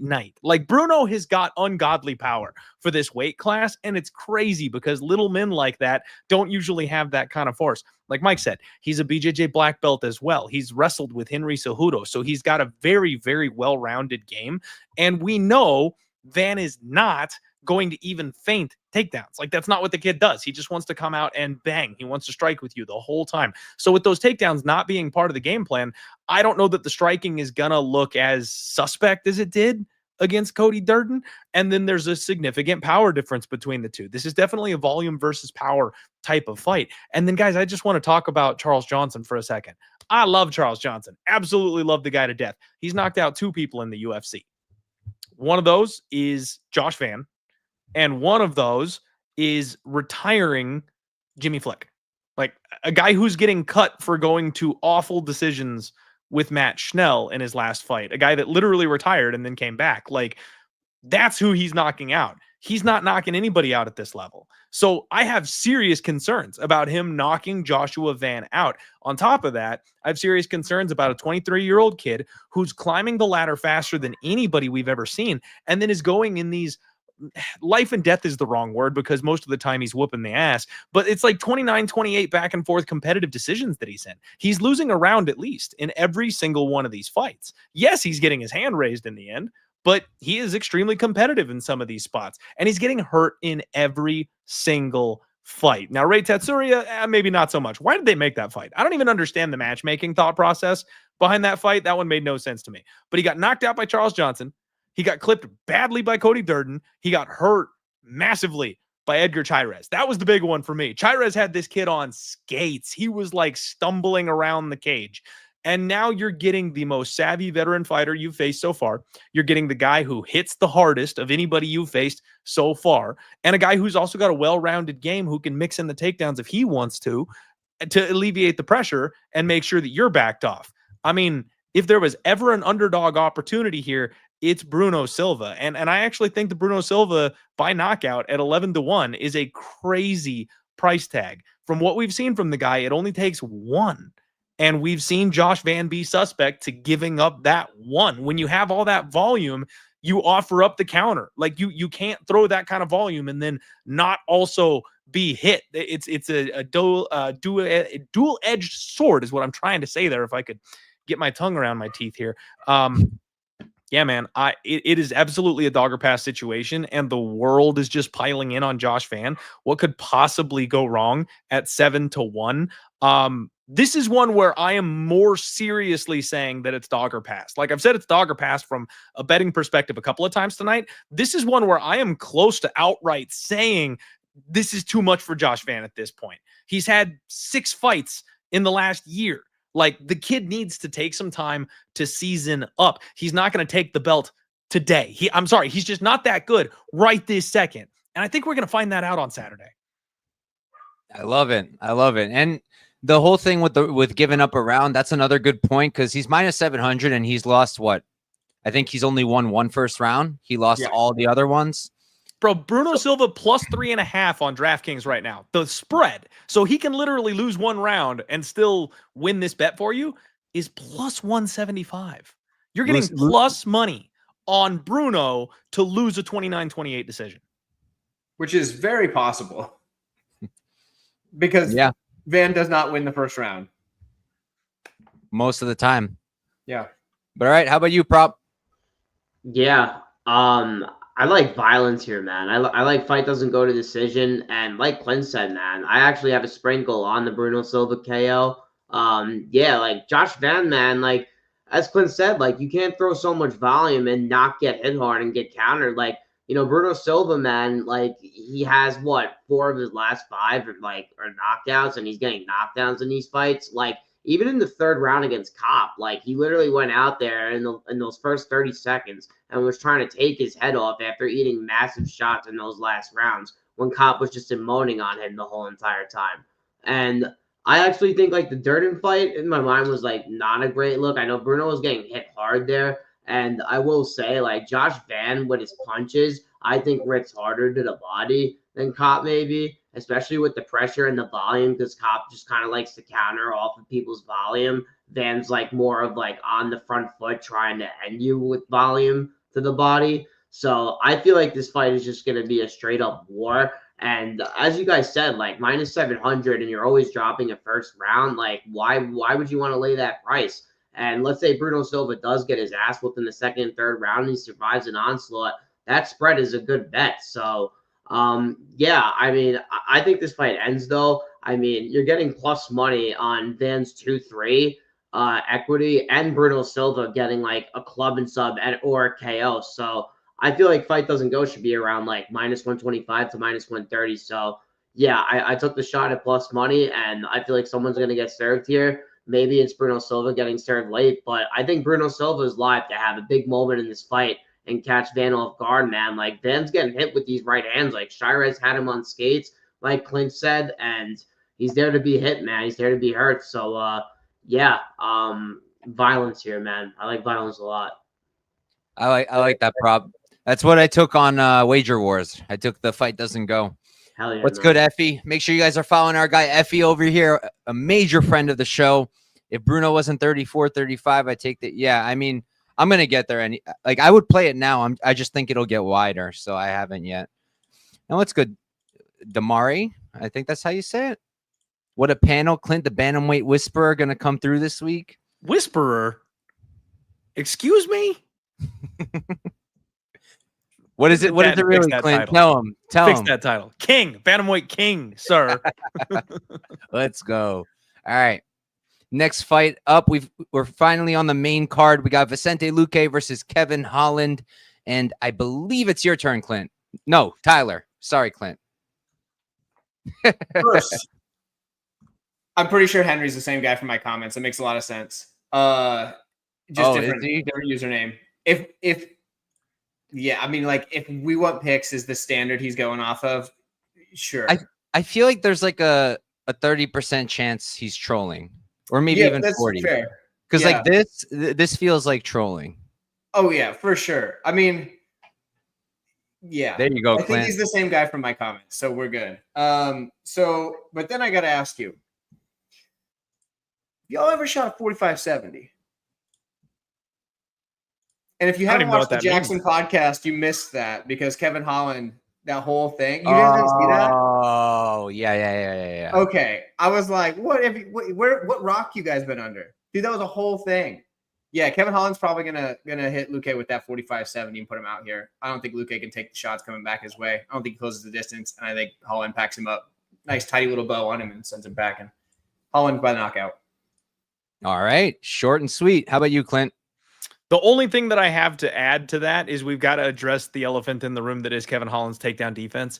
And we did just see Vicente Luque out wrestle Rafael dos Anjos. Now, I know RDA is a blown up ancient 155er. I get it. That's not a very good look. But when RDA was in his prime, the only guys that were beating him were Colby Covington and Kamaru Usman. So like his grappling game really is no joke.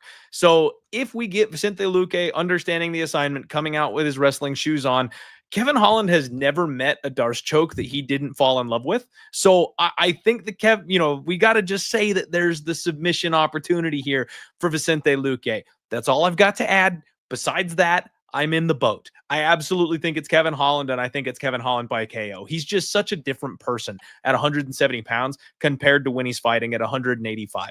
He's got the ability to defend takedowns. He's got the ability to get people off of him and stand back up.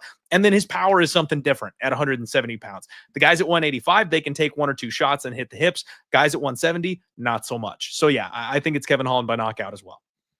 All right. How about you, Prop?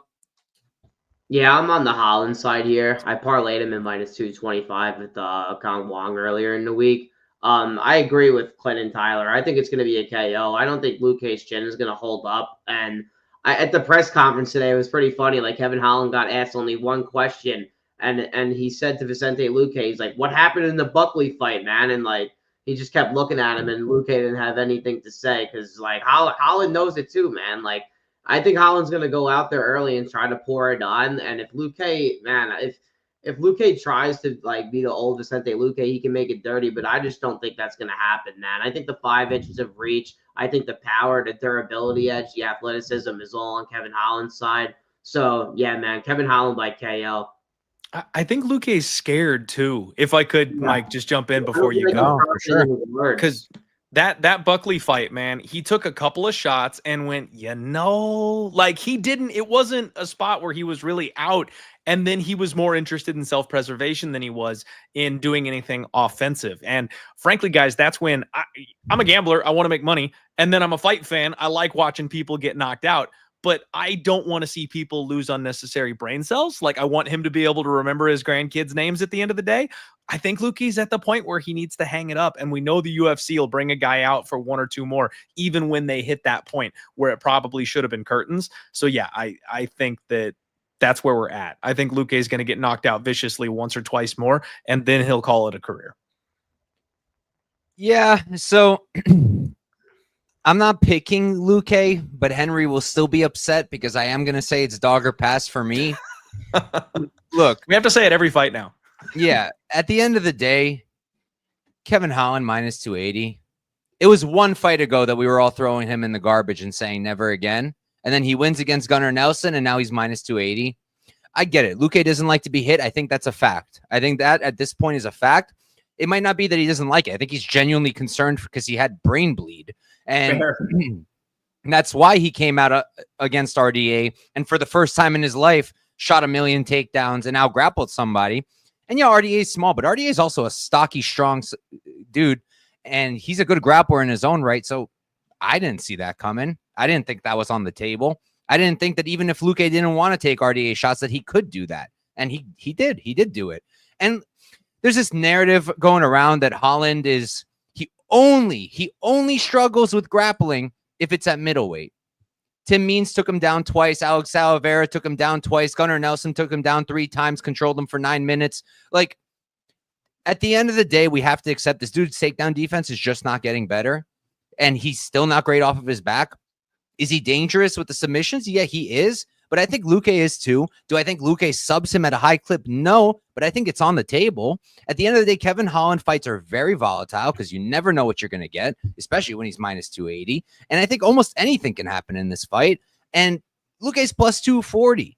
Like, he still got the speed. He still looks pretty fast to me. The striking still looks pretty slick. He still seems to have power. He hurt Themba before he submitted him. And I just think that, yes, Kevin Holland probably wins. I think Kevin Holland probably knocks him out because Luque literally had brain bleed like 3 fights ago. But this line to me doesn't make any logical sense. And if this keeps going, I'll probably have a half unit on Luque. I'd rather not. I'd rather it just stops moving. But if it hits like +300, I'm going to do a half unit because I don't think this is right. And Holland's just hard to trust. What's up, Tyler? Let me add one more thing. This is for our boy Henry. He wants everybody to just pick winners, right? And I have to throw this out there. If you that UFC prediction tracker out there, obviously Henry's big on his boy Angelo from We Want Picks. I'm fairly confident he's the only person on a 7-pick losing streak from the prediction tracker going into this week. So I feel like he's got his stuff backwards. So I had to point one more thing out, and like I can stop picking on Henry. He's not here to defend himself. It's fine. We can move on. I'm just bitter, man. I'm just a bitter guy because I just get that way. It's that meme, bro. Stop. He's already dead. That's right. Like, I don't know. Whatever. It's fine. We got him. But all right. I believe we all went. Next up, and we got the perfect person starting this one up. We got Mario Batista versus Patchy Mix. And Clint, it's your turn. Am I allowed to switch hats? It's not my show. Yes. Yes, absolutely switch hats. I want to steal the moment here, but you guys know ever since I invested, you can't have it sitting there, right? All right. I love it. So Bantamweight King clocking in here for you guys. I am so beyond excited for this fight. I've been a Patchy Mix truther for longer than I can tell you guys. I've been screaming his name from the mountaintops the whole time he's in Bellator, and now he's finally here. And I don't think we could really get a better opponent for him to come in to show people just where his level is at. Like, there's so much to talk about. Where to start? So Patchy Mix, first off, let's talk about the press conference today. He is oozing confidence. All right. He knows that this is his moment. He's walking out of Bellator with gold wrapped around his waist. As far as he's concerned, he's the greatest bantamweight on planet Earth. This is a man who does rounds in the gym with the current UFC champion, Merab. He's got the cardio to match. He's got the grappling to match. He scrambles with that guy on a daily basis, and he's huge. He's huge. I don't know if you guys saw the face-offs. It was funny to me because there were some people on Twitter surprised that Patchy Mix was the larger person between him and Mario Bautista. People were like, I thought Mario was going to have size on him. Like, why did you think that? Like, Mix is massive. And if you've seen any of the photos of him, like when he flexes and stuff, this guy's back looks like Sean Brady's. He's got an absolutely massive like sheet of muscle going between his shoulder blades back there. He is so good in scrambles. His chokes are vicious, and his striking is rounding out. Like the way he has those attacks up the middle with his knees. He got that big knockout over in Bellator over Rufian Stotts, which I rate massively. Rufian Stotts is an absolute stud. He's super well-rounded, guys. He's super well-rounded. Just because he struggled against one or two guys, well, one guy, really, that's last name is Magomedov that you've never heard of, like, that doesn't mean he's a bad fighter. He's belonged here his entire career, and I really think you could transplant probably the top 5 of that weight class into the UFC, and they'd compete. Guys like Magomed, guys like Sergio, guys like Rufian, they would be competitive in the UFC at 135 pounds because the skill level's so high. There's so many people at this weight class. The UFC doesn't have gridlock on it the way they do like heavyweights and light heavyweights. There's just less people who can fight at heavyweight and light heavyweight. Finding the good ones is a lot harder than finding people at 145 and 135 pounds that can fight. So Patchy was destined to make it over to the UFC. It finally happened. His opponent, we do need to, bear some respect here. Talk about Mario Bautista. I'm not saying he sucks. I'm not shitting on Mario Bautista, right? He trains at the MMA lab. It's a very good gym. He's on a very good career trajectory right now, finally breaking into, the contender circle at this point in time. He's 31 years old. He's in his prime as well. The dude can box. He knows how to grapple. He knows what to do to win. That Jose Aldo fight that we all hate him for, winning by split decision. That's kind of the moniker here. He did exactly what he had to do. But for me, I think it's a little bit of a red flag that he was like hanging on for dear life against a veteran retiring age Jose Aldo at elevation in round 3, where it's like all he could do is push him up against the fence in the 3rd round, where it's like Jose Aldo already gasses. You should be finishing that man in round 3 if you're legit, in my opinion. The Ricky Simone fight, back and forth fight. He had a size advantage in a grappling contest. I mean, that works. Same thing with Damon Blackshear. And then what?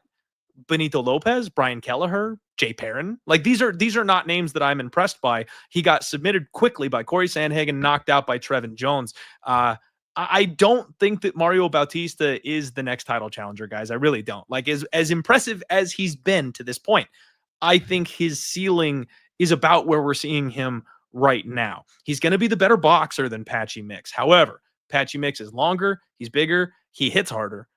The cardio is going to match, and then Patchy Mix is the better grappler. I think Patchy Mix is going to hurt this guy on the feet. We've seen Mario Batista run forward, leave himself open for counters, lots of his fights. Just go back and rerun the tape. I mean, even guys like Ricky Simone were like clipping him with counter left hooks and stuff like that. He's just wide open to be countered, and he doesn't have the best durability. So when that happens against Patchy and he shoots, he's going to go to sleep. It's either going to be a guillotine or a darce. And you guys, I apologize. I was on my phone earlier while we were talking because BetMGM has dropped a couple of those exact finish props. Darce is 30-1. I bet it. I just straight up bet it. I'm calling the Darce choke for Patchy Mix, and this is a max bet for me. I've got my max allotted amount of money on Patchy Mix, and I'm laying the chalk. I'm buying in. I'm planting my flag. I think this guy's going to challenge for a title sooner than later, and I think people are going to realize that he's real very quickly on Saturday. I think he's going to run through Mario Bautista. For about 2 seconds there, I thought you meant you had a max bet on him by Darce. I was like, wow. Now that would be bold. No. Sprinkle by Darce, max bet money line. That makes way more sense. Love it. How about you, Prompt?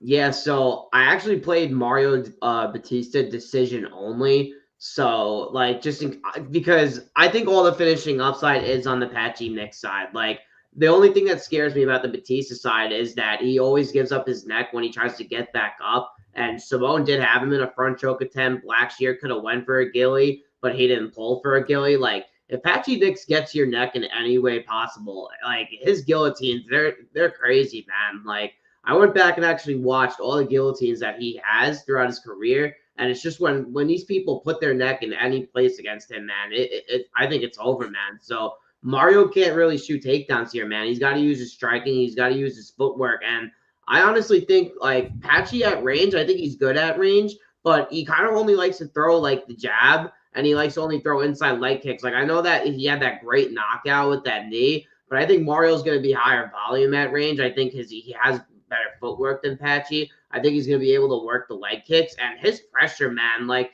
say what you want in that Aldo fight. I know it was an elevation, but he was pouring it on Aldo early, man. I don't think he's going to be, like, clinching Patchy here. I think he knows the game plan to stay away from him, especially with everything he's been saying. Like, Mario's been staying humble all week, man. Like, he knows the game plan. Like, he's at MMA Labs. So, I mean, the guy's a really good fighter, man. Like, people have been shitting on him. And that Ricky Simone performance, I know he got knocked down in that first round, but he realized at the end of that first round, he's like, I need to stop throwing that knee. I need to stop throwing that knee, because he got hit with the left hook and got knocked down.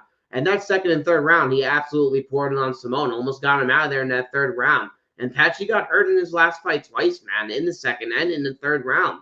So I just feel like Mario's can win the minutes, but I feel like Patchy, like, if Patchy's gonna win a decision, I feel like it's gonna have to be like, he's going to have to try to out-volume Mario, which I don't really see. And I don't think he's going to control Mario on the mat for a long span of time, because I think if Mario, anything, tries to give his back up, he's going to get submitted, or give his neck up, he's going to get submitted. So that's why I played decision only on him at plus 135, man. So, yeah, I like Batista here, though, man, but I think there's a really good chance he gets submitted. So that's why I went with the decision only prop. Yeah, makes sense to me. So, for me, it does hurt to go against Clint in his max bet. Doesn't feel great, but I am on Batista. I like him here. For me, it's like I 100% recognize Patchy Mix as a very, very legitimate threat to the division. Definitely one of the best bantamweights in the world. And win or lose, I think he's going to show it. I don't think he's going to look bad in a loss, and I think he'll probably look great in a win. But for me personally, there's like a few things why I'm leaning towards Batista. Like, first of all, I don't think it's going to be easy for Mix to take him down. Mix is a great wrestler. He's a phenomenal grappler, but I do think Batista's got the takedown defense to keep it on the feet. I think his takedown defense continues to improve. I think the big cage is going to help with his movement. And something with Batista that I really like is there's not a lot of it, because you haven't really seen a lot of people try to clinch him. But when people try to clinch him up and his back is on the fence, he'll put the hand on behind the neck, turn, rotate, and just get his back right off of the fence. And he does it almost every single time, and he does it really, really well. And I think that's going to be super important here. I think his scrambling is super important here. And I think a big thing is that a lot of Patchy's opponents haven't been throwing a ton his way on the feet. A lot of them are smaller, on the smaller side. A few of them are former flyweights, and Batista is a pretty big dude. He's not Patchy size. Patchy's huge, but he is also pretty big. He's on the bigger side. I think in terms of size, the most comparable opponent is Stotts, and we didn't really get to see how that played out. And yeah, he did knock out Stotts, but like Stotts has been caught with an explosive shot before. Merab spinning backfisted him, and who has Merab knocked out since then? Absolutely nobody. So I'm not super worried about the knockout threat from him, although Trevin Jones did knock out Batista, so if he can do it, Patchy Mix certainly can as well. That's on the table.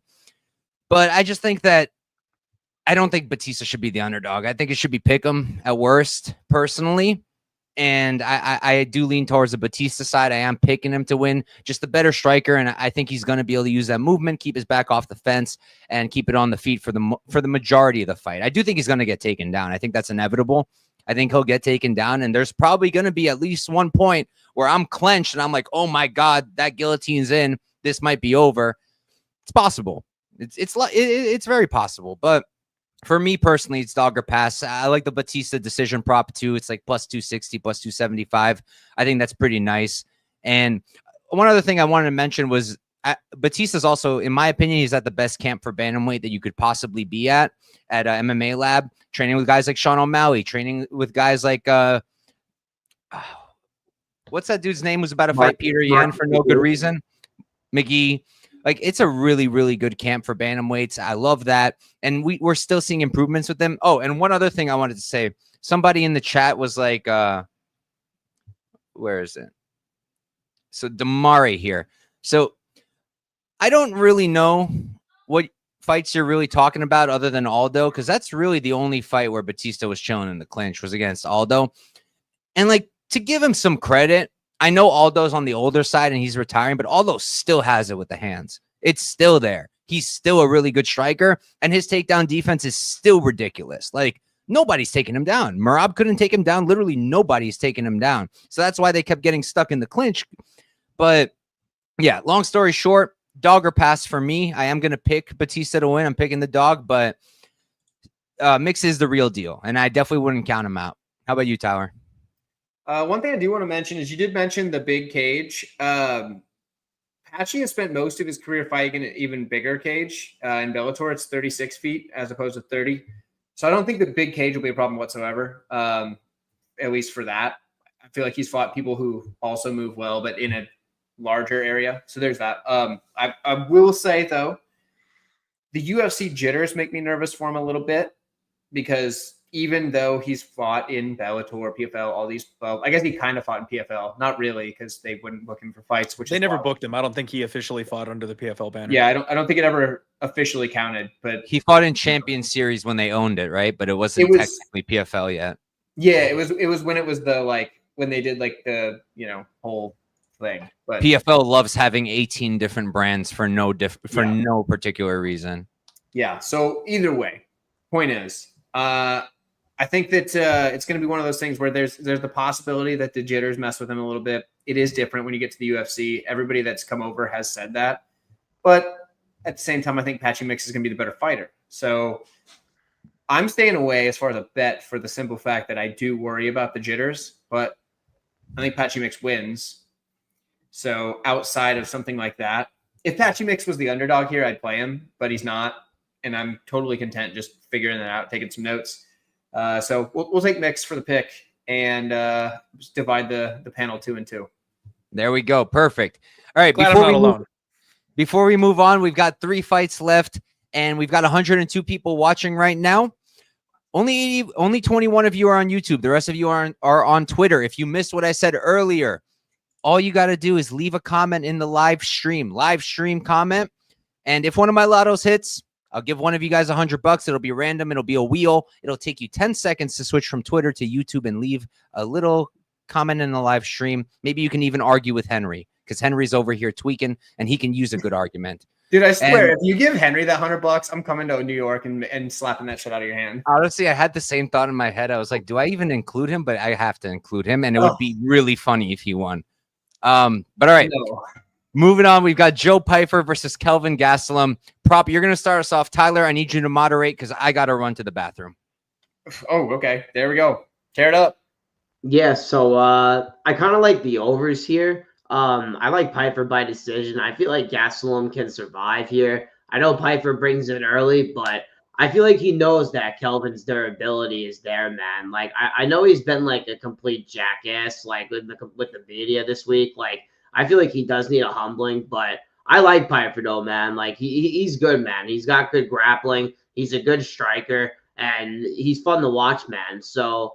But Gastelum's looked pretty good recently, though, man. I feel like he's going to be able to use his footwork, try to keep it on the outside, try to land leg kicks like Hermanson did. But he's going to have a big first round ahead of him because that's when Piper hits his hardest. We've seen him flatline opponents like Barry. But I feel like Kelvin, man, we've never seen Gastelum knocked out. Could Piper be the first one to ever do it? Maybe, but I just don't see it. So, yeah, I like the over 2.5. I think it's still at like minus 130. So, yeah, I feel like it's going to be a good fight. It could possibly be a war going to decision, but I also like the Kelvin Gastelum plus 3.5. I feel like that's a good look too. I feel like he could win a round and not get finished. So yeah, I like overs in that Gastelum spread as well. But yeah, I'll pick Piper to win by decision.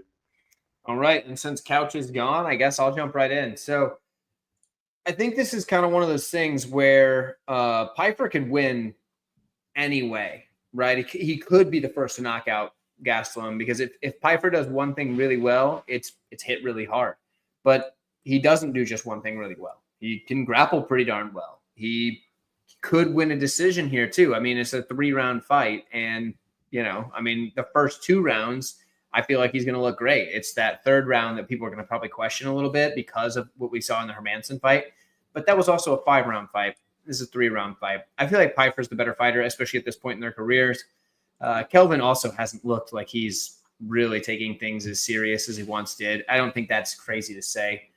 So yeah, for me, it's Piper, and it could be any method. So I'm not going to like stake a claim on one or the other, but I won't be surprised if he's the first just to absolutely flatline Kelvin. And Couch, so I jumped in after prop, so it's back to you, I guess. You're muted though. I'm over here talking loud to nobody and no one can hear me. Maybe had a little too much to drink. No such thing. Okay. This fight. I mean, I really wanted to like Kelvin, and I liked Kelvin more at elevation because Piper's Piper, and I still don't believe in his gas tank. I still think he'll struggle, and I thought elevation would have given him a hard time. But Piper pulls out. Then we're back here. Now we're fighting in Jersey. I don't really want to get involved. I don't know where Kelvin's at. I do think that if Kelvin doesn't get finished, and I don't really think he's going to get finished, he's probably going to make it close. He's going to throw more than Piper. He's not going to make it easy. Piper's a solid striker, but I wouldn't really go as far as to say that he's the better striker. I think it's probably close. They're both solid, but the problem with Piper is his striking falls off a cliff after the first round. Like pretty much any of his fights, you watch it, and the power drains completely after the first or second round. The output goes way down, and Kelvin's not the same. Kelvin's going to keep throwing regardless of the round. Round 3, he's still throwing. And I know a lot of people are saying like, oh, Sean Brady submitted Kelvin and they trained together and Piper's going to do it too. I don't think he's going to. Personally, I don't. I don't think Piper's the same as Brady in terms of grappling. I think Brady's just a ridiculously suffocating grappler. And while Piper is a good grappler in his own right, I just don't think it's the same level. And yeah, at the end of the day, I think it's dog or pass. I don't really want to play the dog though, and I'm not going to. But I don't hate the overs or the fight goes. I know that some people are kind of saying this is it. This is when Kelvin's going to finally get finished. I don't think so. I think we're going to go to decision. I lean towards Piper getting it, but I'd rather not get involved on a money line side. Who's next, Tyler? Clint? Yep. Let's go. How about you, Clint? Did you guys see the presser? I mean, these guys are legitimately a weight class apart. Joe Piper should be fighting at 205. Did Piper and Kelvin Gastelum should be fighting at 170. Oh, it's not even funny. I mean, this looks like somebody's going to get bullied on the schoolyard. Like, it is straight up a massive size difference. I kind of think Joe Piper's a fraud. I'm just going to come right out and say it. I'm not 1,000% sold on him. He's got a little bit of Terrence McKinney in him for my liking. I think once his cardio is gone, he's really going to struggle because the skill set isn't there for like a 15 or a 25-minute fight. He's really reliant on bullying people and breaking them early, just being too big, hitting too hard. Yes, he can submit people if he can consolidate top time. But a guy like Kelvin, who's a little Energizer Bunny, who sticks, who moves, who jabs, who's fast, like, I don't know if Joe Pyfer's going to be able to catch him. I don't know if Joe Pyfer's going to be able to amount an offense on him. We're in the big cage. And the last time Joe Pyfer was in a big cage, he really struggled finding his opponent in there. I don't like this version of Kelvin Gastelum. I think he should be fighting down at 170 pounds. And I definitely don't know that he's taking his fighting career seriously as he used to.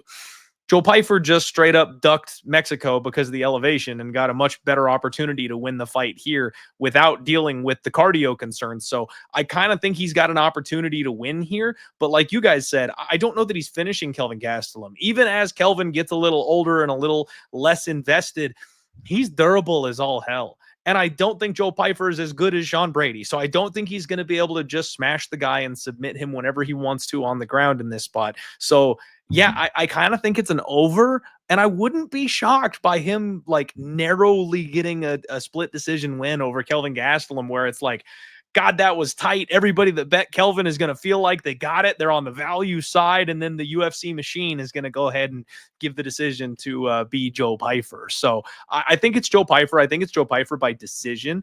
And that's the kind of fight where I'm definitely not laying chalk. Because if I predict it's a split decision, more often than not, I'm pulling the trigger on the underdog because that means it's a close fight. I just think Kelvin's going to be at such a physical disadvantage here that he's going to end up squeezing a loss instead of squeezing a win. So 29-28 Joe Pyfer. You know what I just realized, Clint? This fits one of your angles, your new angle. Two-time Dana White's Contender Series alum.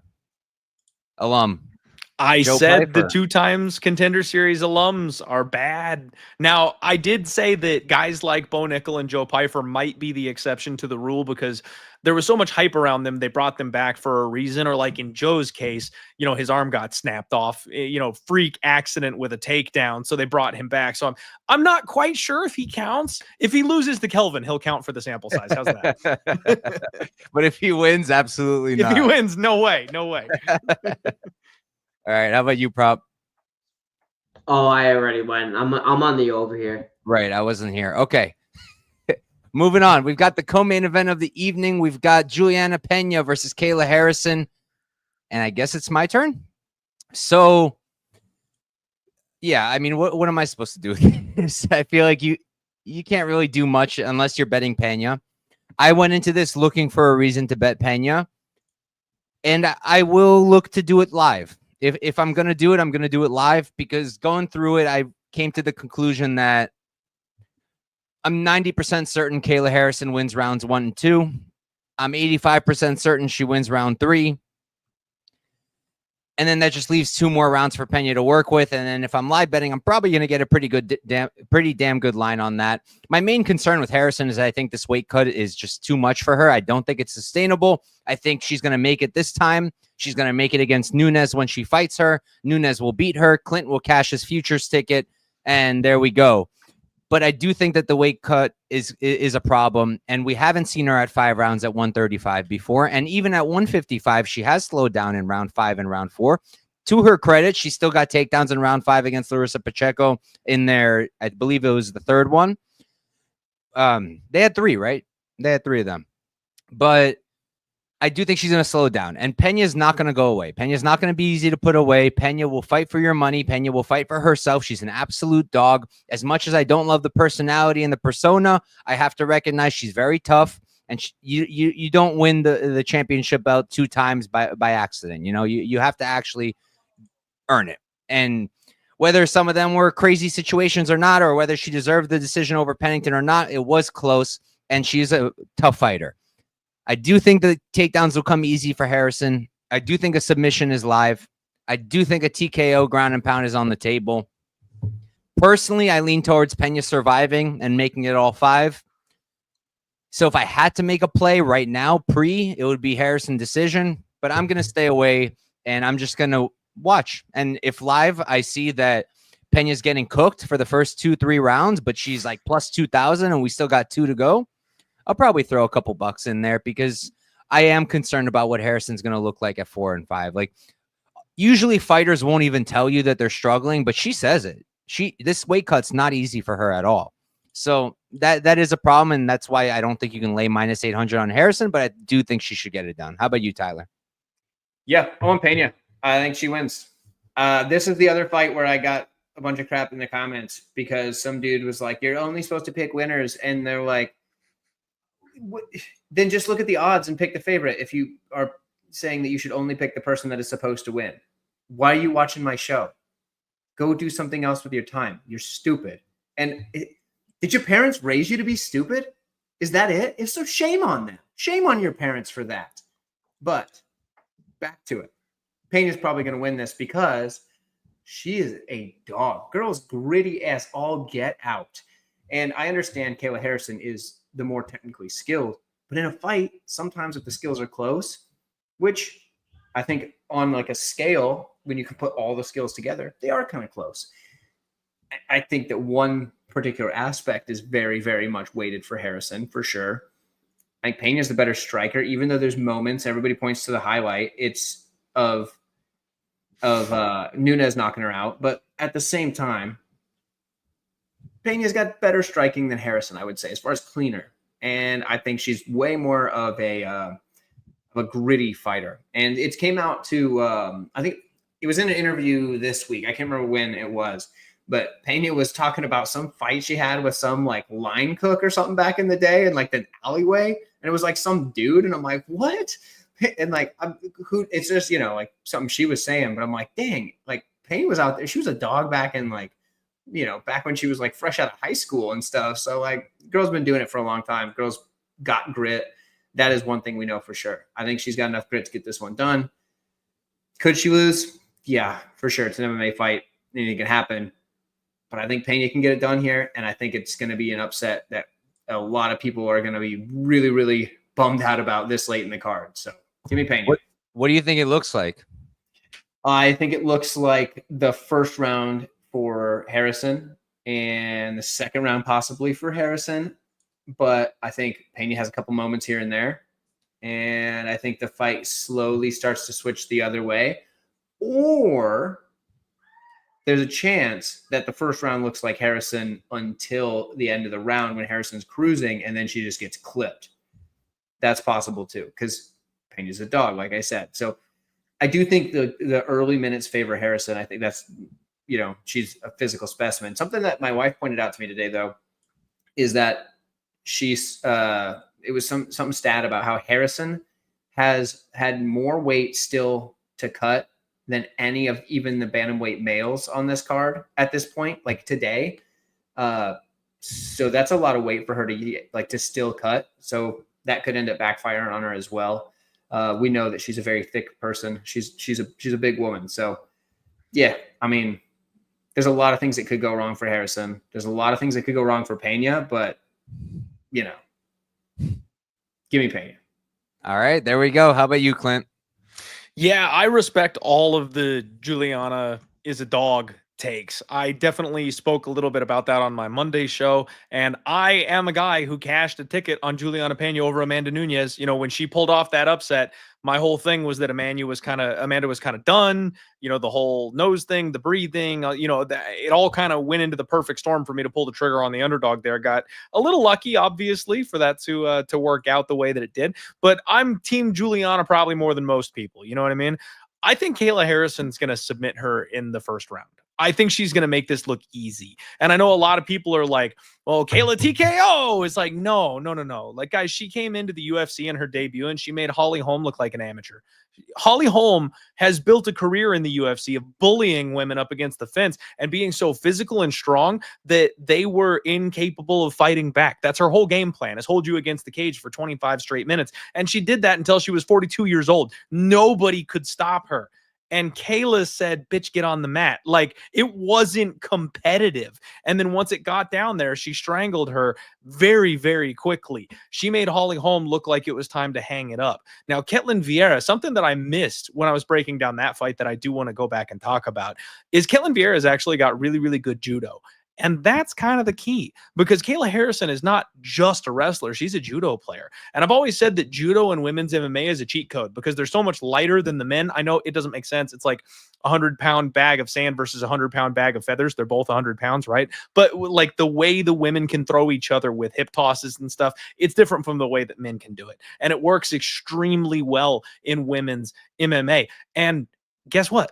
Juliana is not a judo player. Now, I think she brought in Kayla's old judo coach or something like that for this camp. So she's getting work, but it's like wrestling for one camp to fight John Jones. Like you're just not going to close the gap in a single camp. So I think the judo advantage for Kayla is going to be massive, and you're going to see Juliana in bad positions on her back. And if you're giving up front chokes to somebody like Jermaine Durandami back in the day, like if Jermaine is choking you out, just imagine what Kayla Harrison is going to do.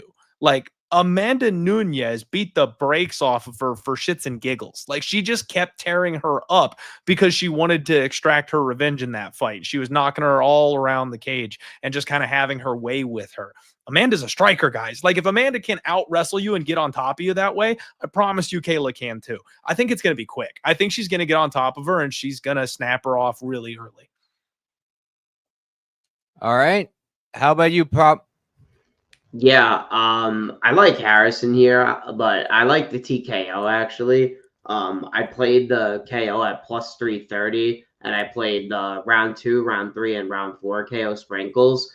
Man, I just feel like as soon as she gets this fight to the mat, man, like Pena's just gonna try to do what she did against Nunez in the 3rd and 4th and 5th round, and that's just try to go for arm bars and try to go for submissions. And once she does that, man, and Harrison passes over to position and she gets those elbows going, I just feel like she's going to get the stoppage, man, with ground and pound. Like, she's not really going for submissions as much as she's, like, going for ground and pound. Like, I know she sets up the submissions with the ground and pound, but I feel like she, like Rogan was saying it, like, and Clint said it too before, like, she was taking Holly Holm around and throwing her around like a rag doll, and Holly just has been bullying women her whole career up on the fence, and she went in there and made her look like an amateur on the mat. Like she almost got the stoppage in the 1st round with strikes, man. Like, and as soon as she got down in the 2nd round, that was it. She gave up the neck right away. But I don't feel like Pena is gonna give up the neck. I feel like she's gonna try to like defend the submission more, and I feel like Harrison's just gonna try to get more punches off when she's trying to defend the submissions. And I feel like it's gonna be she's gonna get into mount, and I feel like that's when she's gonna get the stoppage. Like as Pena gives up the back, tries to defend the neck, and I just feel like that's when she's going to get it. So I'm picking Kayla Harrison, early round 2 KO, ground and pound, man. I just think she's way stronger in the judo, and I just don't think Pena has a 23% takedown defense. Like, how can you go with that takedown defense against Kayla Harrison? Like, I just don't see the path. Maybe she breaks her late, but I just don't see it, man. Like, how much damage can you possibly take, and how much cardio are you gonna have late when you're taking all those elbows, being brutalized, and just trying to defend takedowns? I just don't see it. So yeah, Harrison round 2 KO for me here. And it's also the easiest shoot pull of all time to Yeah. see that things are shifting live. Like if Kayla all of a sudden is struggling to hold positions, and Juliana is wiggling and starting to like reverse or sweep, or we end up on the feet and it's like 2 minutes into round 2, it's like, oh, okay, like maybe consider the 10-1 live on Juliana Pena at that point.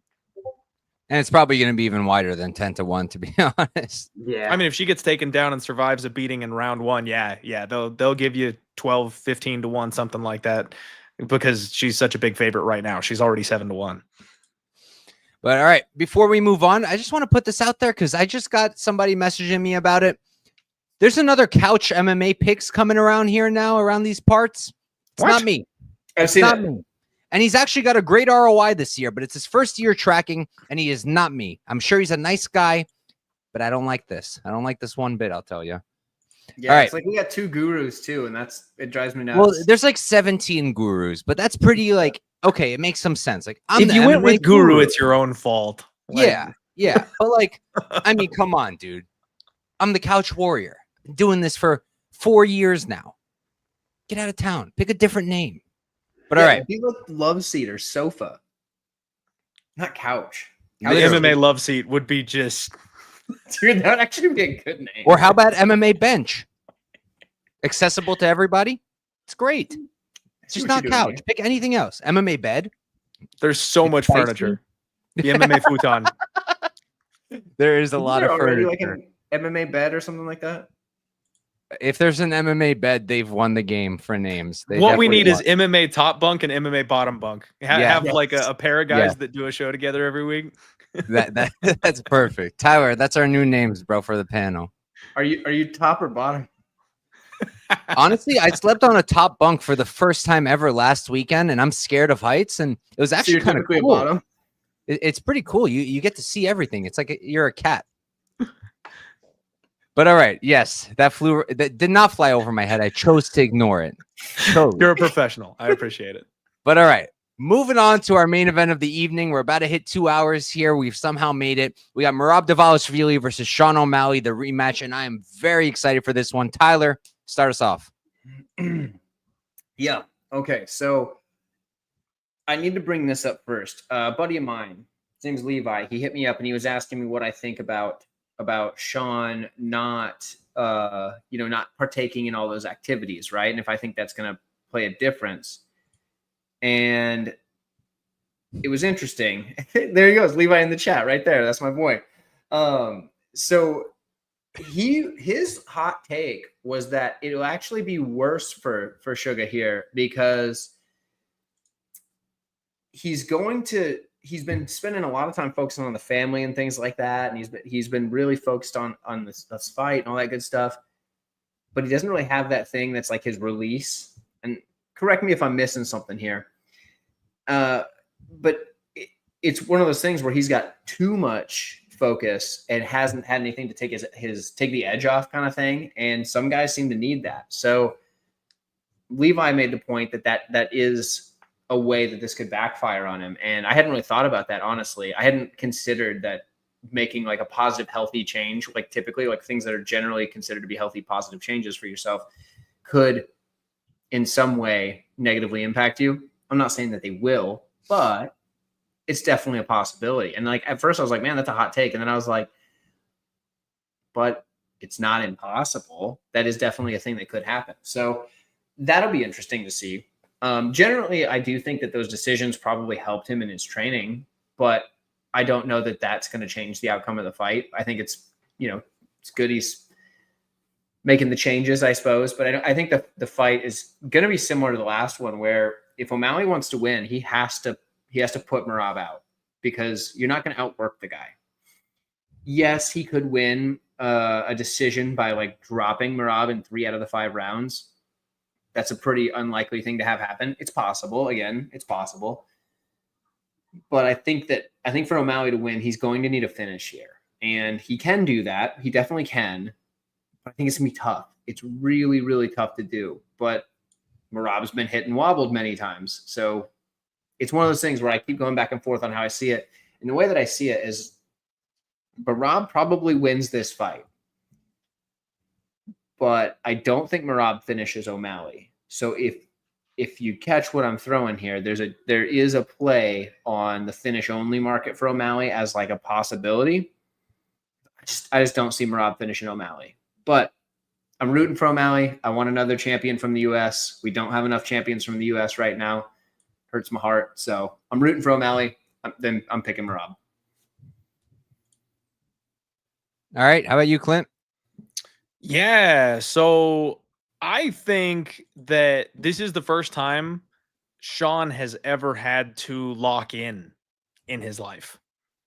I mean, you look at the run he's been on in the UFC, and I myself have accused him of getting preferential treatment by the UFC. I mean, you even look at like the Pedro Munoz fight that he never took seriously and I poked his way to a victory. Everyone victory lapped that fight and acted like he won the damn thing. He lost round 1. And then finger banged the guy, and they go, hey, good job. Let's give him Fyodor Yan. Like, everyone just pretended like he won that fight. He didn't. He lost the only round we actually had to score. So, like, he has just kind of floated through his UFC career and been given fights that were very, very simple and easy for him to win. He finally faced a legitimate championship challenge, and that was always the thing, is what happens when Sean O'Malley faces a grappler. Well, he lost. I had a max bet on Merab that night at plus money. Felt good. Felt really good. But he also was very distinctly unhealthy coming into that fight. He had a torn labrum, and this is not speculation. He actually did. And we know for a fact that people that were called out here in Arizona to go train with him were told to take it easy on him. He was not able to push the way that he normally would. He was not able to drill the way that he normally would. And then the next thing, guys, is when has Merab ever lost a 5th round? There's only one example. And Sean O'Malley, out of shape, after getting beaten up for 20 minutes, came out in round 5 and said, no, I'm the damn champion here. And he hurt Merab worse than we've seen him hurt in his last 5 fights in the 5th round. So, like, his cardio checked out, his finishing ability checked out while injured on a bad camp after 20 minutes of Merab death. So, Sean O'Malley locked the fuck in, fully healthy, training with grapplers like Demetrius Johnson. Like, this guy's done nothing but prepare for the rematch with Merab since he lost it. The UFC wants Sean O'Malley with gold wrapped around his waist. He does massive numbers. He's definitely the A side here. That's why they gave him the immediate rematch, and they made Merab fight somebody extremely dangerous between these fights. And you can even look at Sean O'Malley physically. Like, just look at the photos, the comparison between the fights. He's got a bit of, like, now, you know, me, this is hysterical coming from me. He's got like a bit of a pooch on his belly for the first fight. He's shredded for this one. It's like he took this camp completely seriously.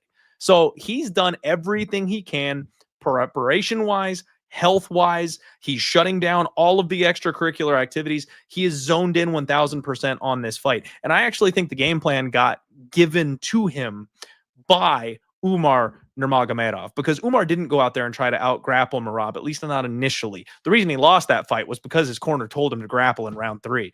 In rounds 1 and 2, he kept the distance, he kept the space, he used his footwork, and he just jabbed Merab off of him for 10 minutes. Do it for 5 more minutes and you got gold, kid. Like, he was right there to take the title. And I think Sean can follow that game plan better than Umar did, because he is the natural striker. In the big cage, if he just focuses on his footwork and keeps Merab away from him, don't bother defending takedowns, don't bother getting up from takedowns, just stay the hell away from him. Pump a jab out there. The way he fought Aljamain Sterling, like, the kill shot presented itself. But before the kill shot landed, that's all he was doing, was bobbing, weaving, ducking, and controlling that range that made it so the grappler could not get to him.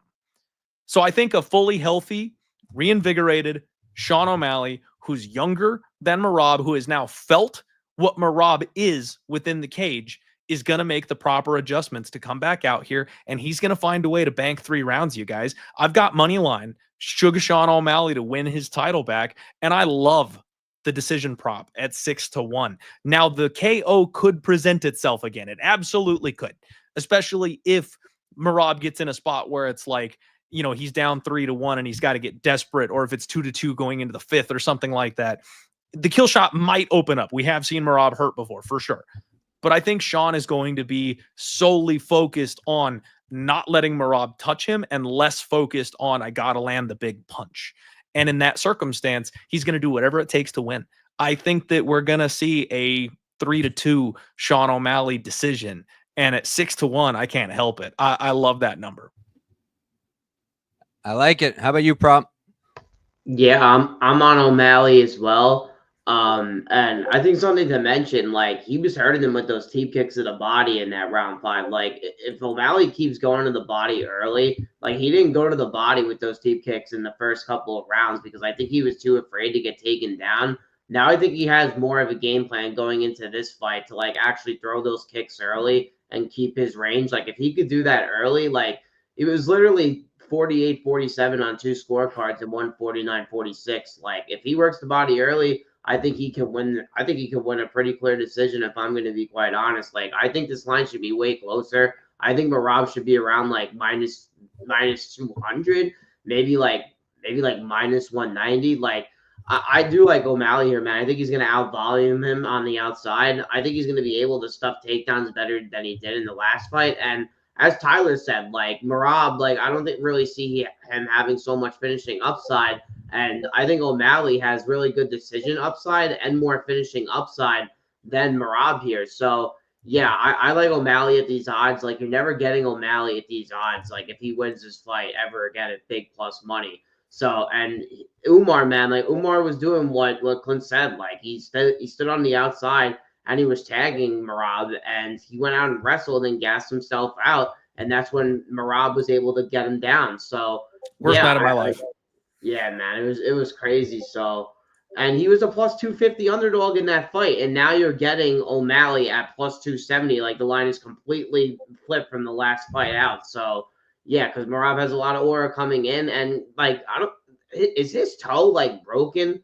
Like coming into this fight too, like he has a bad broken that man is injured every single fight. He's injured every like fight. the dude is a warrior, man. But I just feel like there's so many concerns for him. Like, and Tyler, I didn't know he talked about his weight cut either. Like, what did he say? I missed that too. So what do you say about that? Like Mr. C is saying in the comments, like the dude has just like the worst like high school wrestling style weight cuts, like for real. Like he'll just put on like a trash bag and go like exercise type of crap. Like he's not doing all the things like that the people are at the highest level are doing these days. He's not using those techniques. He just like doesn't eat or drink anything for like 2 days, like just 2 days straight. Like it's crazy. Like when he was talking about it, I'm like, what year is this? It's real old school. I mean, obviously, who am I to judge? It's working for him. He's the champion of the freaking world. So like, obviously he's doing something right. I don't think the weight cuts are the thing, but it's worked out for him. But at the same time, yeah, he's like, you listen to his media day and you're like, hold on, what? Yeah, Mr. C was onto it there. Yeah, exactly. Mr. C's got this. He knows what's up. Got it. All right, prop, finish up. Yeah, I think O'Malley can get him out in like the late round maybe, but I'm picking like the decision, like Clint said, man, 6-1. I like the line. I like the spread as well. The plus 5.5 on him. I think he can win. I think he's gonna win the fight. I think he could definitely win 2 rounds here. So yeah, give me Sean O'Malley for the win to get his title back, man. Yeah. So for me, this one's tricky. I'm about as big of a Merab fan as it gets. There used to be not many of us. There used to be very few of us Merab fans, but now it's cool to like Merab, apparently. I was here before it was cool. Love the guy. He's Georgian. My fiance is Georgian. I love Georgians, and he's just an awesome dude. Him and Bilal are 2 of my favorite fighters in the UFC for the same reason. Neither of them is physically gifted. Neither of them was born the best striker or the hardest hitter. Neither of them is the best wrestler or submission grappler, and never was.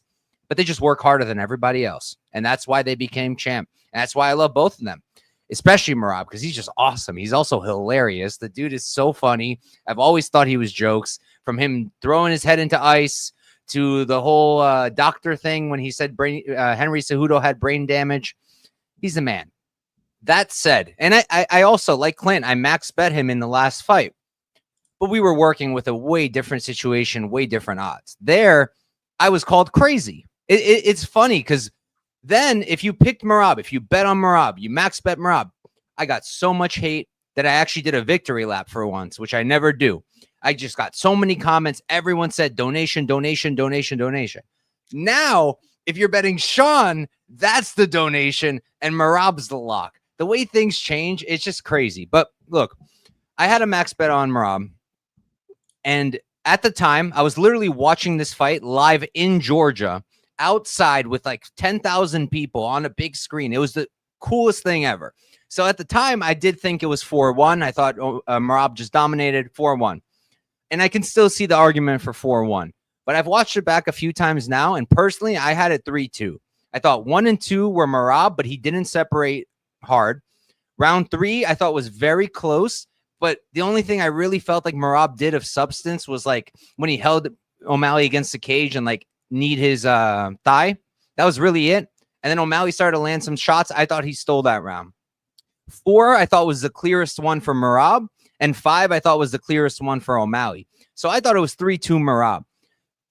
But the fact of the matter is, if, if O'Malley threw just a little bit more in rounds 1 or 2, those are winnable rounds for him, in my opinion. And we'd be having a completely different conversation with completely different odds here. And at the end of the day, that's why we always say we're talking numbers. We're not picking who the winner. We'll pick a winner, but we're betting numbers, because you run a fight with the same guys 100 times, you're going to have almost 100 different outcomes. They're almost all going to be different in some little way.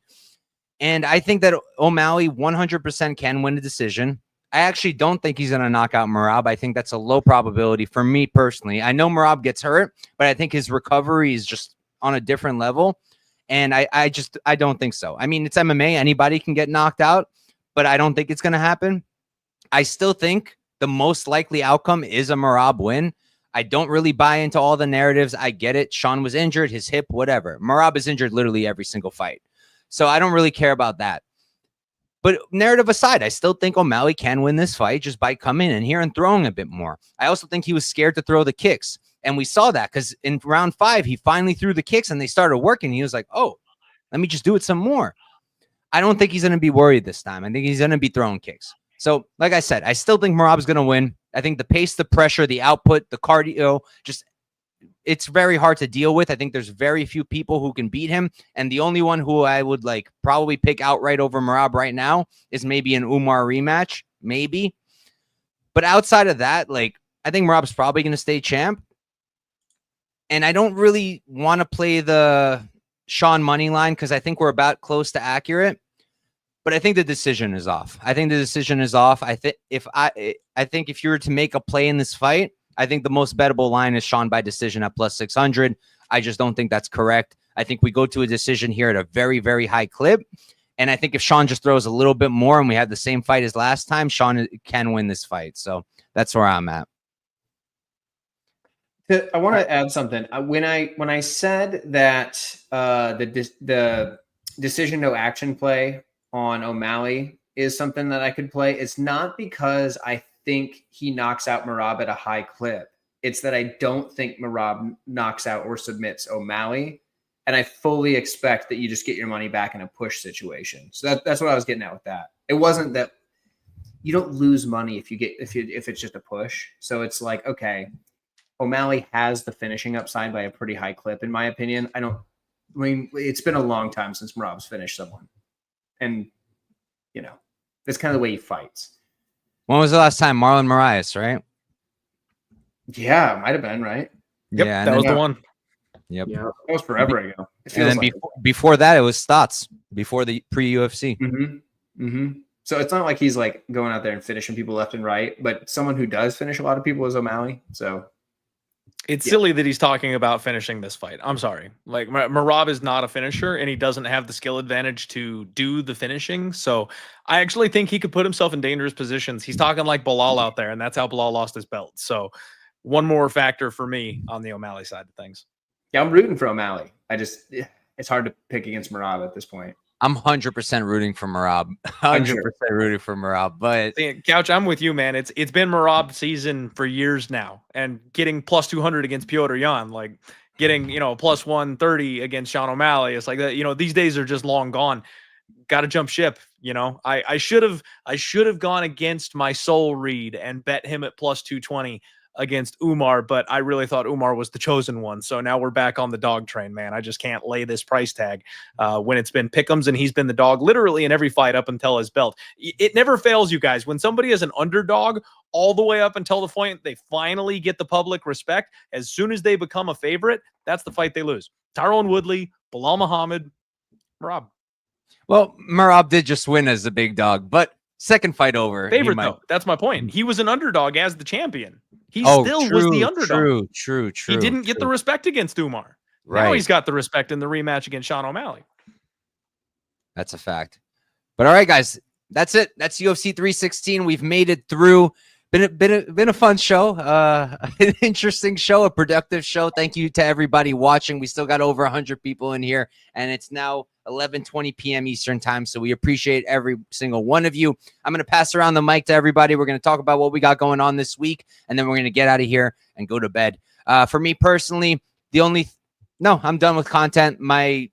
If for whatever reason you want to listen to me for another hour and a half, I did do my show on Tuesday. Nothing has changed, so it might not be worth it. But if you want to, you could do it.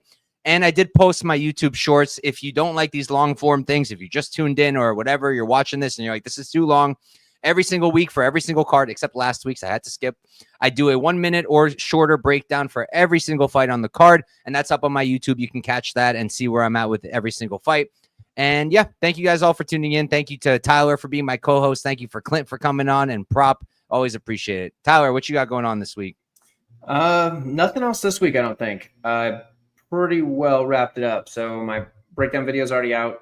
Got some stuff coming out in the near future, particularly 4th of July weekend. I believe we have a break from UFC content that weekend. Potential big stuff coming up in the near future. But as for this week, you got my breakdown video, and that's about it. You can find it at 1:30 at MMA. How about you, Clint? I know you got a bunch of shows. The content grind never stops over here, man. I got shows coming out every day of the damn week. I've got the Sharp Action Report coming up on Friday night. I've also got the Undefeated Post-Weigh-In show where I'm going to go over the card one more time after we see everybody weigh in and face off so we can solidify height and reach advantages, mental games, good and bad weight cuts, etc. So bringing all the information I can to the betting public for everybody. Those will both be out tomorrow night, and both probably will be live. So head on over to the YouTube channel if you feel like it, and just want to say thanks, man. Appreciate the invite. This was fun. Hell yeah. How about you, Prop? Yeah, you guys can find me at MMA_Propaholic on Twitter and at MMA Propaholic on YouTube. And yeah, I'm going to the card, so it's going to be a great time. I'll be posting some videos. I'll be posting some pictures as well. And yeah, thank you for having me on. It was a pleasure talking fights with you guys, and let's all make some money this weekend. Hell yeah. Fingers crossed. Hopefully I'll be at the fights as well. But I'm going to see if I can snipe some good prices. Last time they came here, it was what? It was Cejudo Sterling? Yep. Oh, no, it was Islam and Poirier.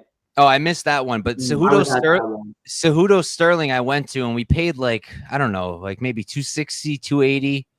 And then I remember me and my brother were walking through the doors, and we saw tickets up for like $100. So I'm just going to wait it out and see if I could snipe something.